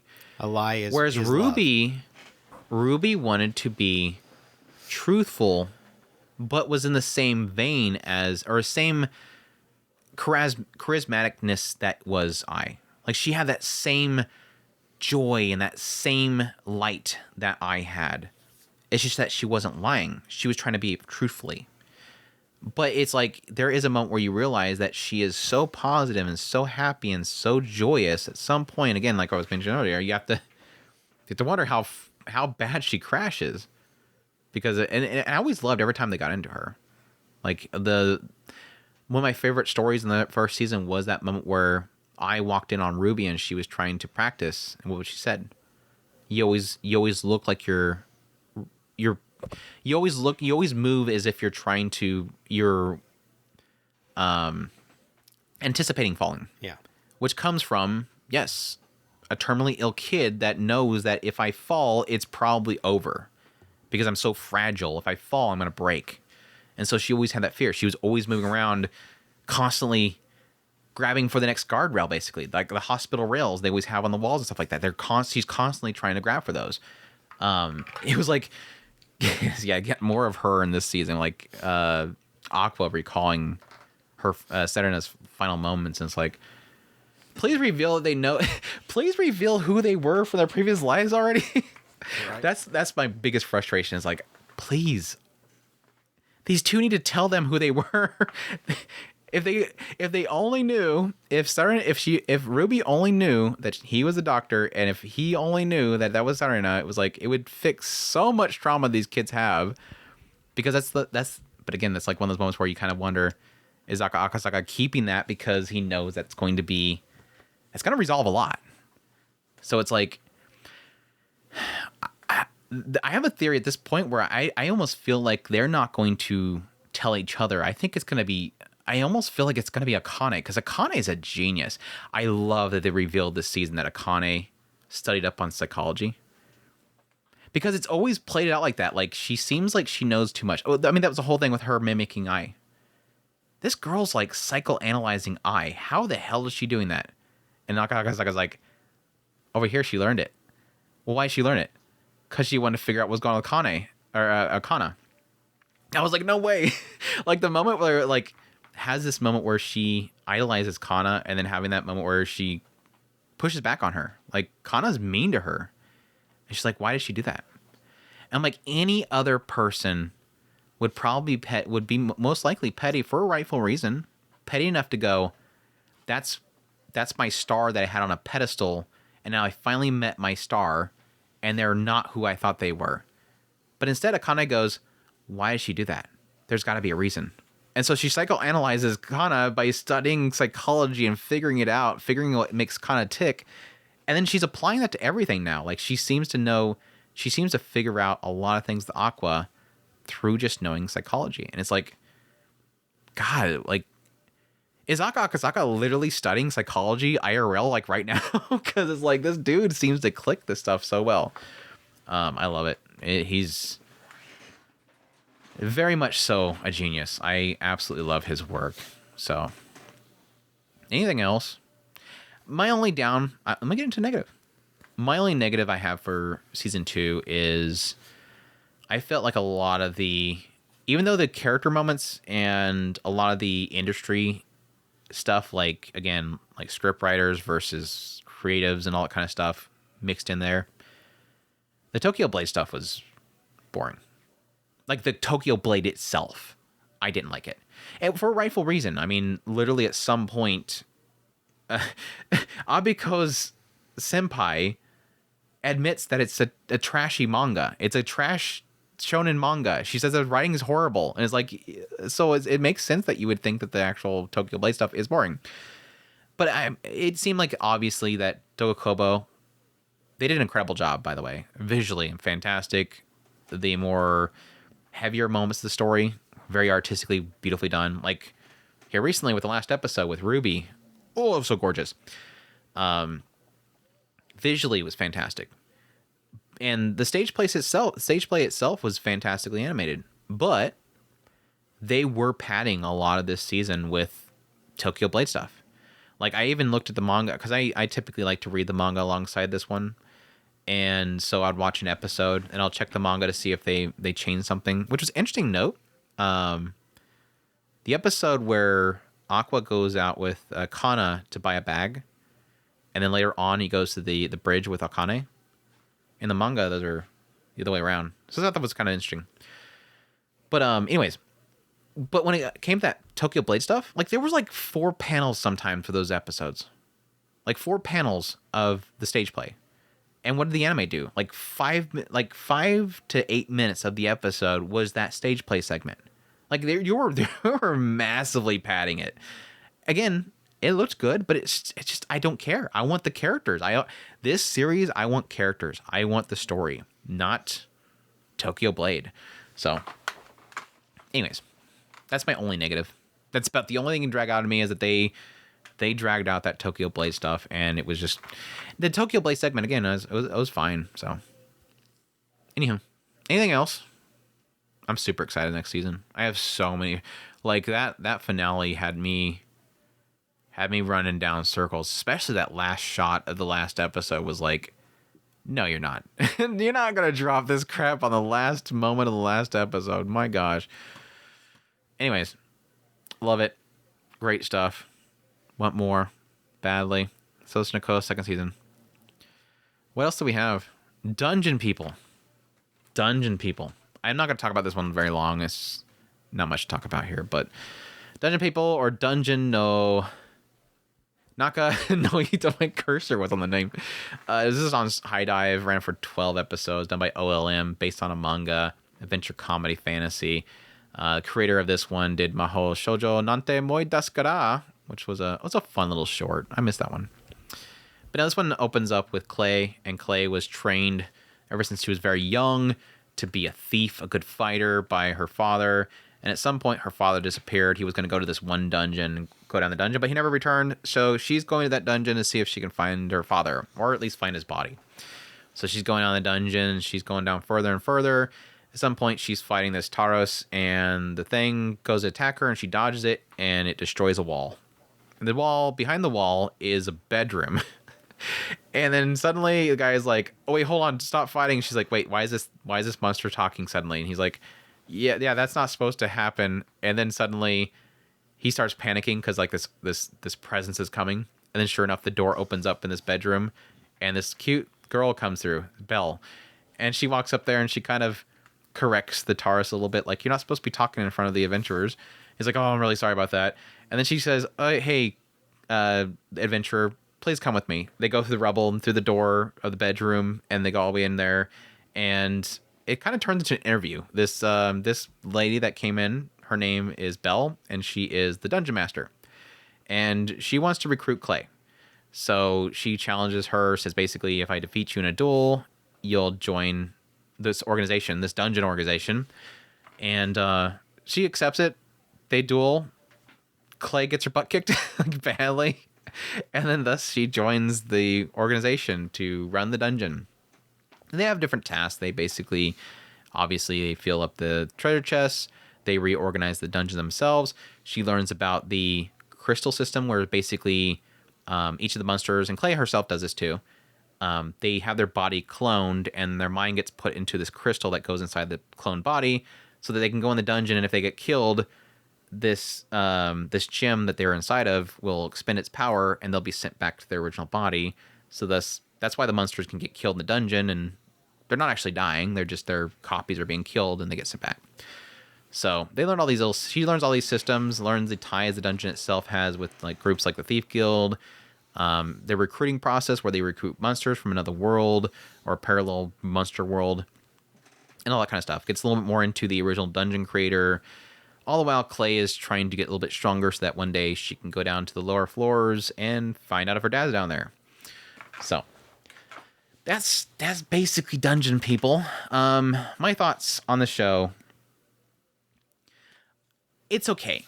Like it's an okay show. I will admit that I was hopeful of this show a little bit. Like I was kind of looking forward to like a fun fantasy JRPG, make fun of the dungeon trope kind of concept here, and hoping that it kind of did a little bit more than most of the ones do. I will admit that it does more for good and bad. Like on one end, it doesn't do just nothing but the tropes, which it could easily get stuck in. Like, oh, here we go, she's gonna be filling up treasure chests again, or oh, let's do the joke where somebody goes into the house and destroys all the bases, and everybody wonders why these adventurers are coming in and destroying the bases and randomly in their houses. It doesn't do those typical tropes, but at the same time, it's doing different stuff. But unfortunately, none of it is really kind of entertaining anyway. Like I found most of the little skits and different things they're doing mostly kind of boring. I think the only little story bits that they did that I really did kind of like was there was this whole segment where there was rumors that adventurers were killing other adventurers in the dungeon, and Belle didn't like that. And so they have to investigate to try to find out who's killing the adventurers and take down the bad guy that's doing it. It was a pretty cool little story there. A little bit into like this one moment where they had this prince was supposed to challenge Belle to a duel, and so Clay had to come there. It was a fun little bit as well. There was a good story here and there, but overall, it's just kind of a very, very meh so. Like, the only part that I think is very charming about it was that there's a lot in this to do with Belle, this dungeon master, just wanting a friend. And so Clay kind of being this girl that shows up in there that's really strong, that could stand at her side. A lot of it is just the idea that she wants to be Clay's friend. Most of the time, Clay just doesn't seem to kind of get it because she's so socially inept in a way. She's just been trained her entire life to be a skilled fighter by her father, but apparently her social skills suck. But it was an okay show. I liked the visual style of it. It was very unique and cute, but overall, it was just kind of an okay show. Nothing really to kind of go out of your way for. So that's Dungeon, people. That time, I got reincarnated as a slime. Or that time I got reincarnated. Don't say the joke. Am I allowed to? You want to say the joke? Can you say? You say the joke. I don't think I'm allowed to say the joke anymore, but you're allowed to say the joke. I don't know what joke, so. You're so out of touch. Probably. So out of touch. What is everybody calling this season of Reincarnated as a Slime, Chris? That time I got reincarnated as a meeting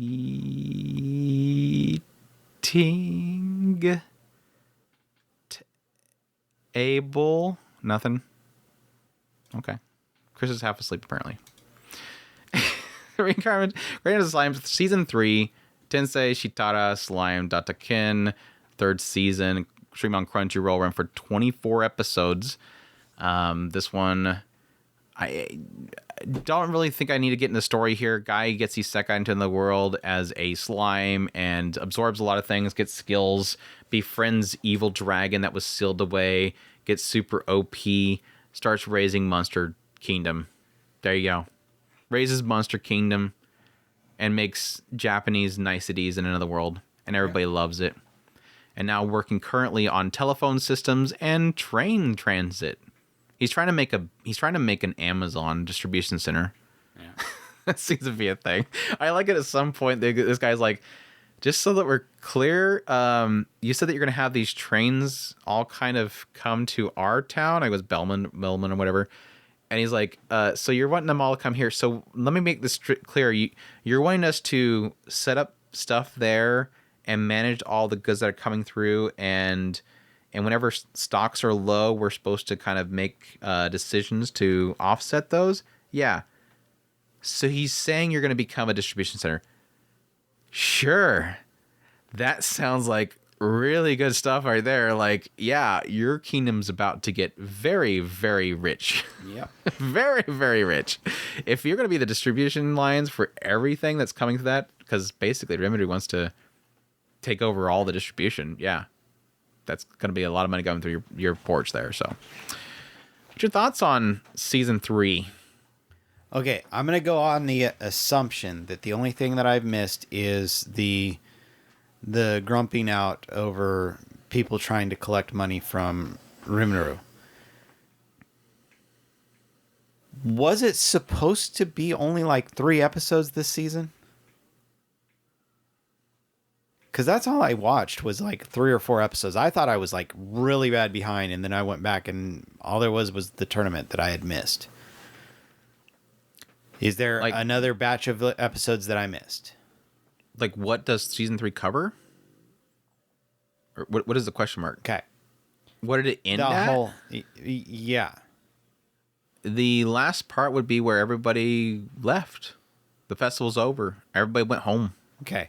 Because there was the whole first core, which was Mostly Luminous, yeah. Was all the Luminous, okay? All the Luminous. And then we had the tournament. And, I'm sorry. Lots of recapping of season 2 and then Luminous. Everybody meeting about season 2 and then Luminous. Okay. And then we went into... And then we had meetings about festivals, and then we had the festival. Exactly. And then we had the tournament. Which is the festival, yes. Yes. And then we seen the dungeon. Yes. Okay. And then bill collectors. Yes. Merchants. That's it. Then meetings post the festival, where all the leaders wanted to get a little bit of piece of the pie, and then Yeah. and then they sniffed out Yuki. Not you, Yuki. That Yuki. Okay. So there's something about a Yuki that I missed. Okay. Yeah, basically because they questioned. The idea here is they were asking about the Eastern merchants, and everybody's kind of, he brought to light what the Eastern merchant were doing, and everybody kind of went, oh, well, the Eastern merchants are trying to manipulate things. So yeah, you had like Luminous over here with Hinata's like, yeah, we not doing business with them no more. And then you had like the Worgen guy was like, yeah, we're gonna have to put up some surveillance. And then they turned to Yuki and said, hey, you're doing business with them too, aren't you? And he's like, oh yeah, I can send word to each of the guilds, but I can't really say that they're gonna handle things the same way. But then even Guard already knew that the guilds themselves they get their paper from the Eastern merchants, so it's like they're doing business. So it's like that kind of reveal that Yuki is doing business with them, which they already had hints about before. So it was more like it was funny because the reveal there was more of the idea of like, oh, so Rimuru is finally connecting it. Like, because sadly, we as the viewer, we knew Yuki was working against him for the longest time. It's just we never seen is Rimuru seeing any of this. Yeah. So yeah, it's finally out there. Okay. He just can't do anything yet because they don't have dirt. They don't have the dirt on him yet. Anyway, so yeah, I liked it. I really love the Luminous stuff. I really like the all of Rimuru's kind of work coming together in this really big cool like thing that's building up.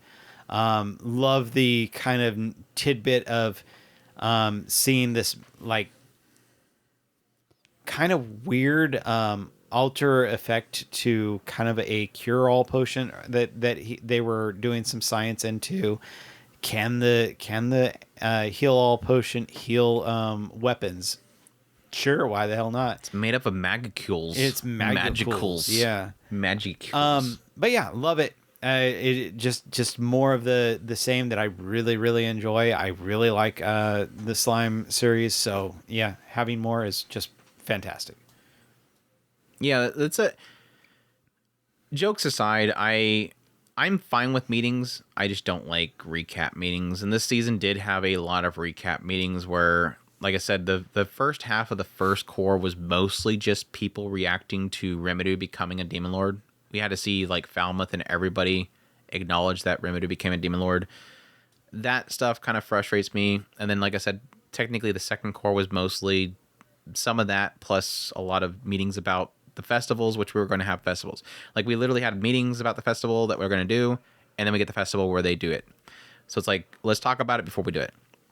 And that stuff's really frustrating. But outside of that stuff, because I'm at this point talked about it way too much, so I'm sick of talking about it, but it is a huge drain on my enjoyment of this season, was just way too much of that. Outside of that, yeah, I'm with Chris. I love Luminous. I think she's fighting for like number one from Milim.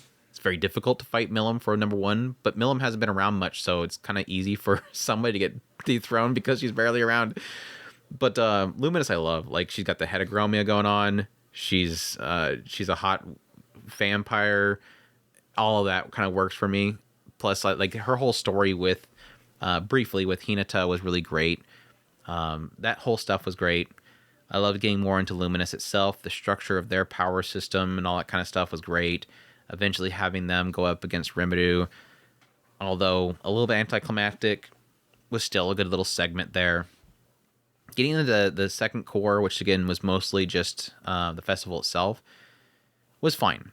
I did get more enjoyment out of probably the festival than I thought I would. Because yes, the moment they got into the tournament, I'm like, oh gosh, here we go, tournament arc, tournament arc. Well, we don't have much time left. How are we gonna do a full on tournament in this many episodes? Oh, because it's only one episode. Well, like one and a smidge of an episode. I will admit, tournament was a little bit of a letdown. I have to admit, I don't normally care for tournaments, nor do I want to expect much out of them, but.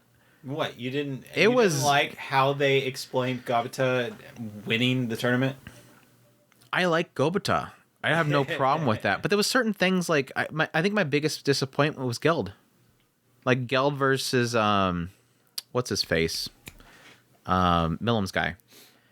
That was a huge letdown. I'm like, this is a good chance to kind of show, Geld needed something. I guess my key thing there, because we had like a previous segment where Geld was kind of feeling a little bit overworked, and there was like a lot of like connection between Rimuru and him, and how fact that he was kind of a little bit overwhelmed by his workers and whatnot. I kind of just wanted Geld to have a moment, and it just kind of robbed him. Like, oh, I can't show my full strength because I don't know your identity. So Geld was holding back, and then it just turns into the guy like hitting him, and then it just turns into but you withstood my attack, so that means you're really strong, Geld. And it's like, that felt kind of cheap. I mean, come on, let Geld do something here. But yeah, it was, other than that, I mean, it's just kind of, again, the bovine and the other one was just like, whatever, either one of them can win. Then it gets into Gobita, and the way that Gobita, how that concluded was kind of a little bit of a letdown as well. So it's fine. It was a little bit funny. I think Masayuki was a great character. I was actually very surprised by Masayuki, because I think the problem that I've had with a lot of the other isekais of this series so far is they're always kind of cartoonishly evil. Like, it's like I made a joke at some point, like, Rimuru, if you ever run into an isekai, put up the warning labels immediately, because everybody that you've experienced so far that has been an isekai has been a threat to you. Like, Hinata, yes, was misled, but like all the other ones are like stupid comically evil. So it's like when the moment that Masayuki showed up, I'm like, wait, Masayuki's a good guy. Like, he's legit a cool dude.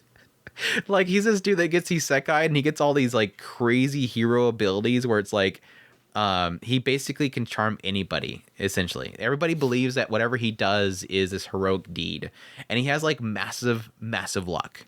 So if like they were having the whole dungeon thing, like every time they fell down a dungeon hole, it's like they just showed up somewhere perfect. Like everywhere he needed to go, he just kept dropping down these holes. Like his luck is insane. But he's like legitimately a cool dude. He's not an a-hole like you typically get with a character like this. He's just kind of getting dragged into situations. Like, he doesn't want all this fame. He just wants to be happy. Everybody's doing everything for him, so... Oh, Remedy's got to be evil. We got to go take him down. He's like, no, it's fine. I don't think he's really a bad guy. Oh, you're such a magnanimous person. Whatever. Like, it's because Masayuki's so kind that Remedy's going to get away with this. Because Masayuki is such a kind soul. But I had my fears, though. Give him a chance to repent. I literally had my fears, though, with Yuki basically orchestrating him to go there. It was like, I'm waiting for, like, is he trying to get everybody to turn on Rimuru or something like that? Like, there was still that question mark there. But Masayuki was a cool dude, like just a pure hard dude. I liked finally getting into the Tengus. I already liked Momiji. I liked the connection between Momiji and Hokuro. That was fantastic as well. The one thing that the series has always had is characters. Now, I will argue that I wish this writer would do more with each character. Like, we're at a point now where there's so many characters. You almost assume that you're never going to get really much depth out of any individual one of them. That said, I am a little bit surprised how much we got into at least Hinata this time around. But I do admit that while I do find the chemistry and all the characters very charming, at the same time, I almost feel like I wish I can get more out of each individual one, and it spent less time kind of jumping around and explaining to each one of them what happened in the previous season. But I still dig it. Like, I still like what this creator's done, and I think one of the things that has always kind of won me over is his world building. And that's why I said before, like, even with season 2, a lot of people didn't like season 2 because of the meetings. I like those meetings. Those meetings in season 2 were really good because they were a lot to do with big impactful things happen, and he has to kind of inform people. Dworgen needs to know that Rimuru has become a demon lord because it's going to change the landscape of the entire region. People need to know this kind of stuff. So I guess it's all in how those meetings are really portrayed. And again, is it impactful? Is it important? Does it have reveals? Is a key thing there. So in the end, I enjoyed it. Not as much as the previous seasons, and but I'm hopeful for season 4, and I'm waiting for the angels to attack because he's getting too big. It's like they bring up this idea of these angels not liking when groups get too, or kingdoms get too big, and I'm like, I feel like especially like the last couple episodes is literally Rimuru going, how big can we get? How big can we get? How fast can we tick off those angels? We're gonna do it. We're gonna do it, guys. I think Rimuru right now is trying to speedrun angels. There you go. That's Reincarnated as a slime. Anything else? I do like Kobata though. Gabiru, I still to this day I'm surprised how much I like Gabiru, because I hate him. And it wasn't that I hate him. Well, I kind of hate him because back when they first introduced him, he technically was his fan club. Because early on, it was like Gabiru was full of himself and his fan club fed into it. But now it's just Gabiru is like very humbled and his fan club loves him. So it's like, that's I think why I kind of like him now is because he's not his fan club. Diablo was great too this season, obviously. Diablo is the male yandere character that's always around. Anything else though? I think that was it. Oh, I did like the fact that technically right now, Benimaru has a bigger harem than Rimuru. I never thought it would happen, but Rimuru has been dethroned as having the biggest harem because Benimaru now has Momiji, and they were implying that like a lot of, I think it was Sokka's group likes him. He's got the snake chick, the Lamia chick. What was her name? She's from the Beast group. He's got a massive harem now. Because technically Rimuru, he only really has like technically Shion, Shuna, Diablo, and it's one I'm forgetting. I mean, yes, technically the entire town is his harem, but be like actively pursuing him.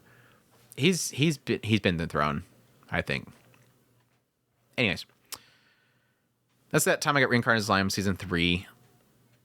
What else? ATRI, my dear moments, or ATRI, the most advanced robot ever. She's amazing. ATRI, my dear moments, streaming on Crunchyroll for 13 episodes, done by Studio Troika, based on a visual novel by Frontwing and Makura. Genres are drama, romance, sci-fi, and this one opens up with Natsuki. It actually opens up with the idea that this world, the sea levels were rising. They couldn't figure out exactly why, but it pretty much caused the sea levels to rise up to the point where it kind of overcome most of their land, sweeping over entire villages. Mankind's trying to figure out some way to kind of correct everything, and we open up with Natsuki, who is currently trying to find work. He does a lot of deep sea diving with his little submarine. At some point, his aunt shows up, or whatever she is. Catherine, this chick, shows up, and she basically has a job for him. It was a job that clues him in on some lab that his grandmother ran. He goes down there, finds this android that's inside this little capsule. It's asleep, brings it back to the surface. It wakes up, says that it has this one last mission that was given to her by his grandmother, and she needs to fulfill that last job before he can sell her off. So she requests, let me finish this one last job that your grandmother gave me before you sell me off, because they're looking for money, obviously. And he's like, what's that job? I don't remember. He's like, how can a robot that's supposed to be super advanced, like she's the latest model, like they were making androids for the longest time in the past, and she was like the latest model of it, but they find out later on they were a model that was recalled. So she's worth a lot of money because it was a model that was recalled and not many of them around, but she's supposed to be like the most advanced AI, but yet she forgets things. And she's like, well, that's what makes me so advanced, is that I have the ability to forget things just like humans do. But anyways, that kind of turns into this whole thing where Natsuki he doesn't like ATRI much because she's so bubbly and goofy, wants to sell her off, but at the same time is going to fulfill her request to try to figure out what this last request was. Hopefully it kind of gives him more information about his grandmother, because his grandmother was a genius. It was trying to figure out how to rescue mankind and everything. But yeah, gets a little bit into the trauma that Natsuki has. He, at some point in his past, was involved in an accident, lost his leg. That's why he needs the money, because he wants to buy a replacement leg. He was, when he was younger, he went off to college to try to study into all this stuff they were doing with the astronauts and going into space and helping the weather stuff. And then he got injured, so he wasn't able to do that. So he lost a lot of his hopes and dreams for his future. Gets a little bit more over time into each of the kids and whatnot that are in this particular area. Like Minamo, who was a childhood friend of Natsuki's. Ryuji, who was a friend as well from their past. The school that they are still running there, that Minamo is running, eventually ropes in Natsuki in order to become a teacher there. All that kind of stuff.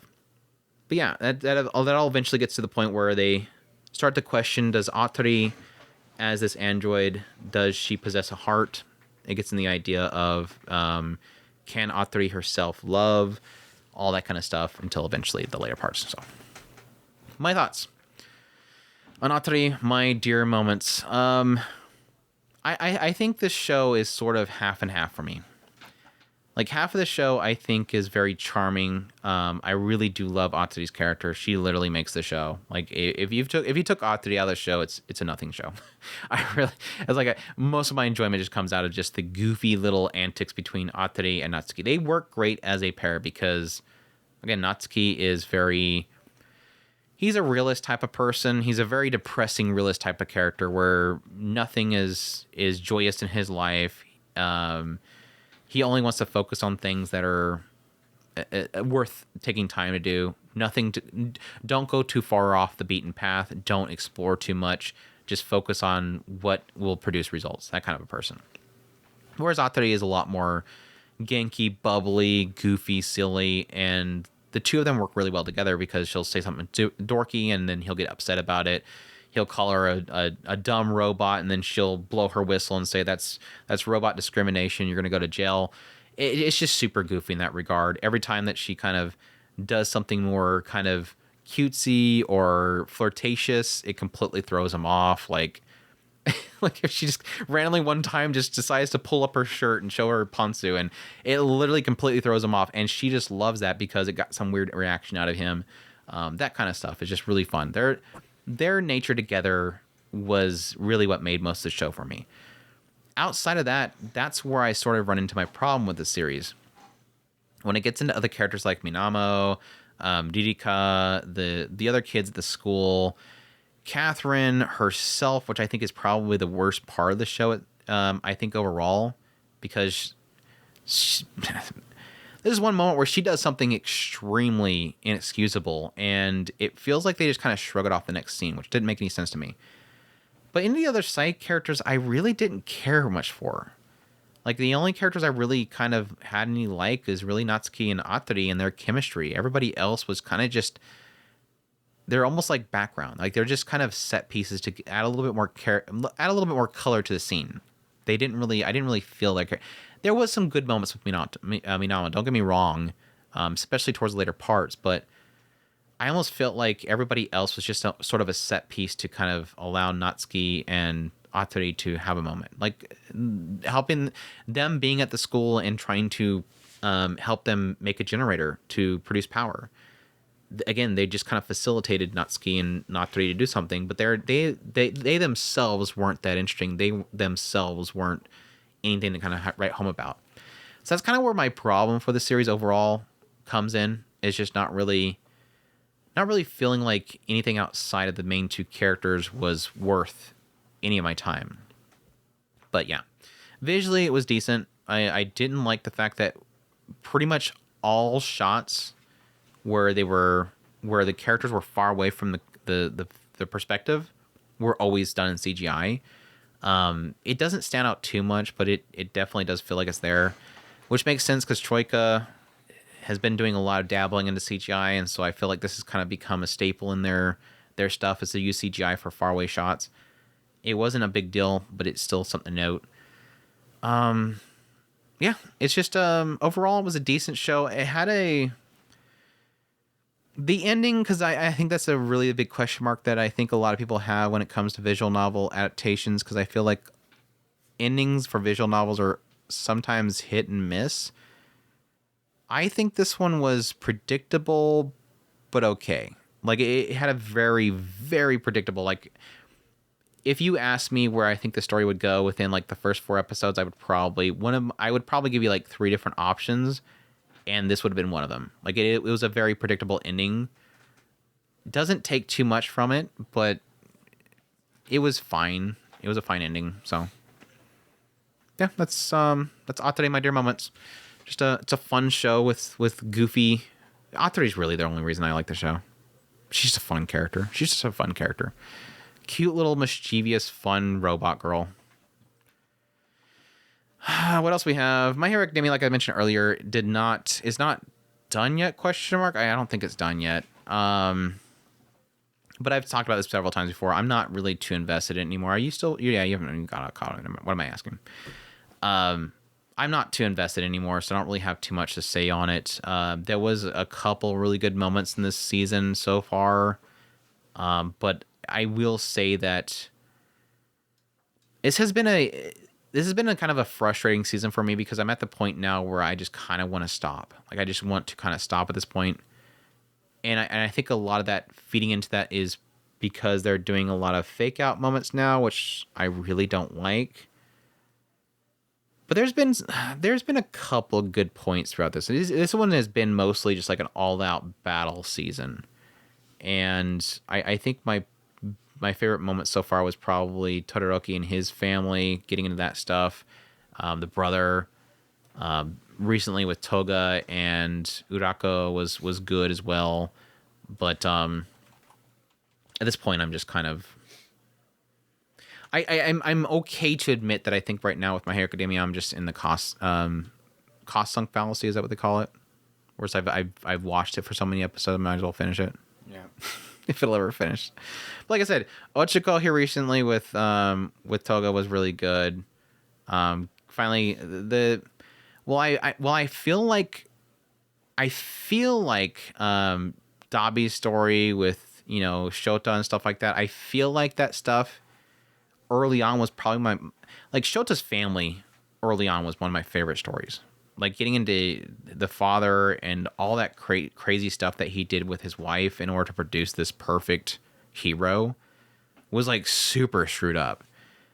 But I felt like at some point, especially with Dabi, I felt like that stuff was getting drug out.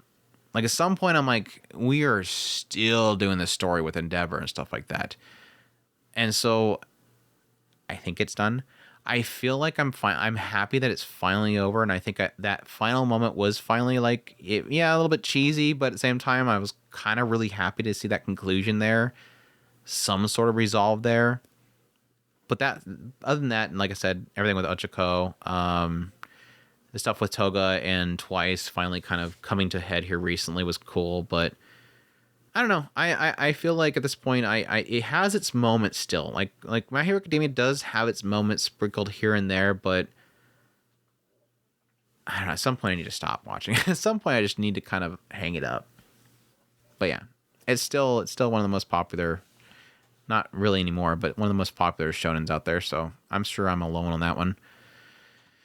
And finally, Monogatari series, which again, like I said, I don't even know when that's ending, but I've been thoroughly enjoying that. No, I will say, I absolutely love. Obviously, I love Tsukihi's story. That whole single episode they did with Tsukihi was a lot of fun.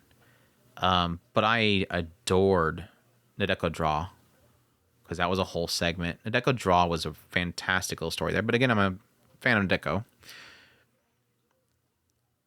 I love Shinobu. But I will admit, I'm not like 100% sold. I'm not sold, but not to say I'm not sold on it, because I do want to see more about Shinobu and this whole introduction of Deathtopia. I just feel like this last arc with Deathtopia and Shinobu and all this kind of stuff, not my favorite arc.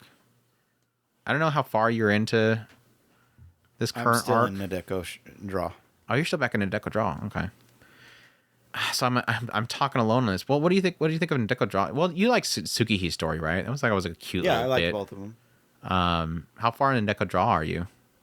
You were asking me if I seen twirlies, so I haven't seen the twirlies. Twirlies. I don't even remember what that was. You were asking me. I don't know. I don't know anymore. I said I see tons of, because I was talking about Yotsuki. Yeah, Yotsuki always spinning. Yeah. I really loved Nadeko Draw though. I think what it is like, even with Tsuki's little story. Tsuki and Yotsuki's little story was super cute, and it kind of hits that whole kind of chemistry between Tsukihi and Yotsuki that would work really, really well. And even like I said before, bringing in Sodachi with that whole story was absolutely fantastic. Getting an update on Sodachi was great. And again, like I said, I love Nadeko, so obviously her story is going to be great. But again, that kind of gets in that whole thing about bringing in Yotsuki along with the picture, the chemistry with Yotsuki, bringing in Oigi as well with that. Just great chemistry, great fun little comedy beats, the back and forth dialogue between them. And again, getting into Nadeko's ability that she now has was super cool. And I'm super intrigued to see what they do with that going forward, if they have any more of her future story, because it feels like this kind of wrapped it up. But with Shinobu, I thought that little backstory about the beautiful princess was super tragic. And then getting into Deathtopia, which is the vampire that Shinobu eventually runs into, and well technically Princess Asateron ran into before she became Heart Under Blade. That's what Deathtopia is, the one that named her. That gets in that whole thing where Deathtopia is the one that essentially made her into a vampire.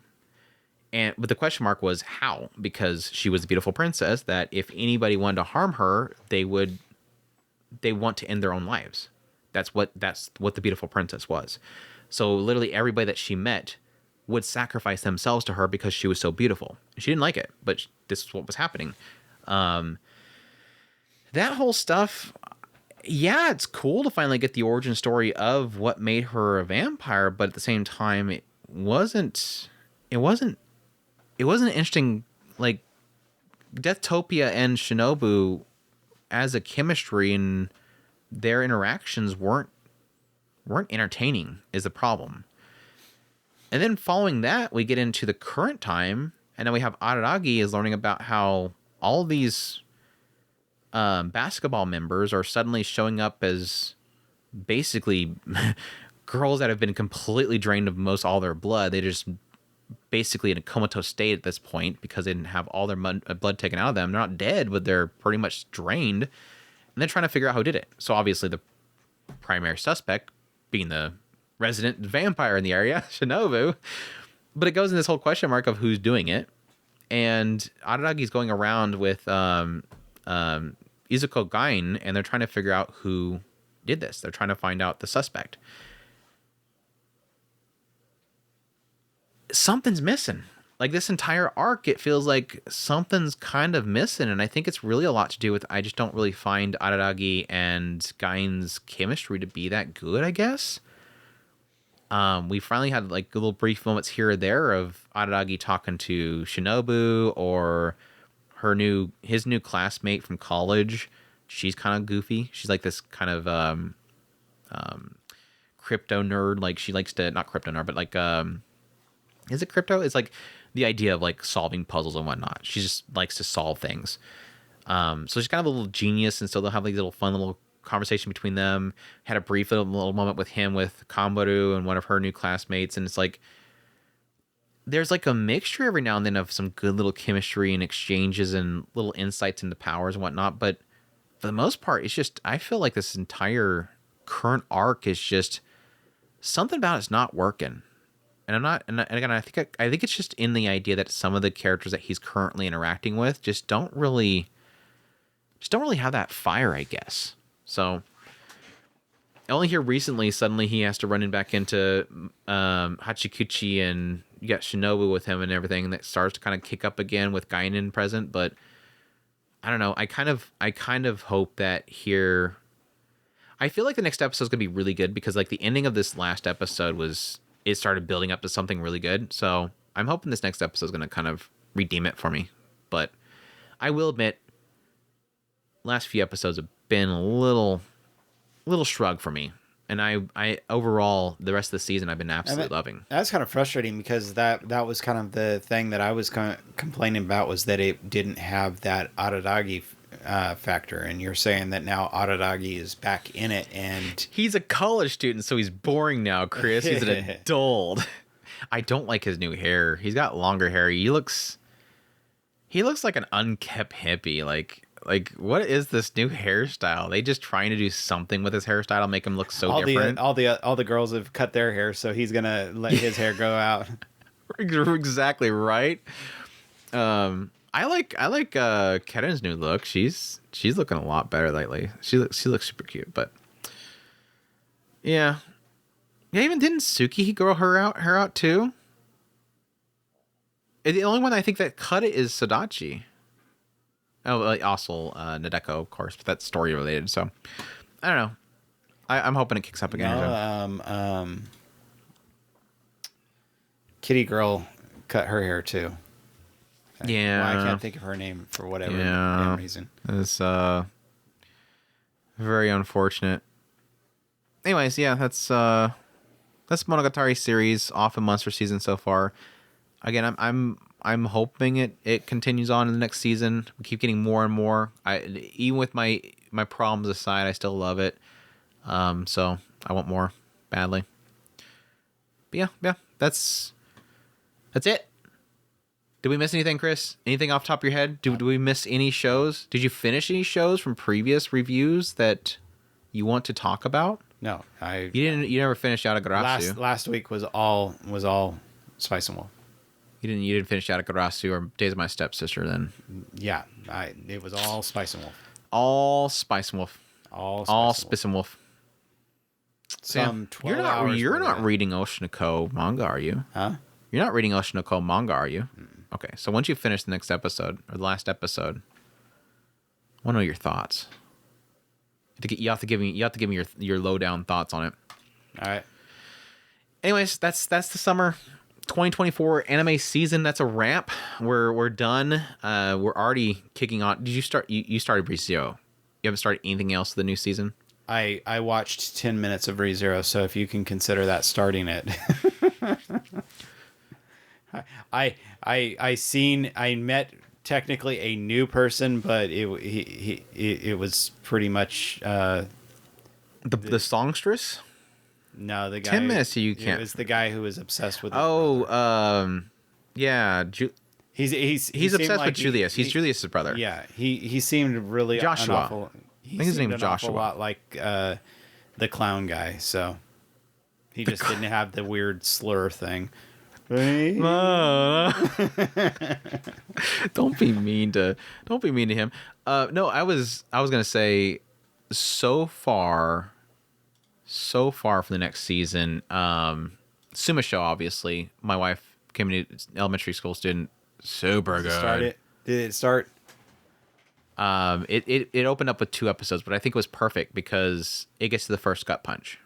Because I think with just the first episode, people are probably just gonna be like, "Oh, this is kind of dumb," but I think what I mentioned before is I think the good part of the story that I've read so far in the manga was the wife.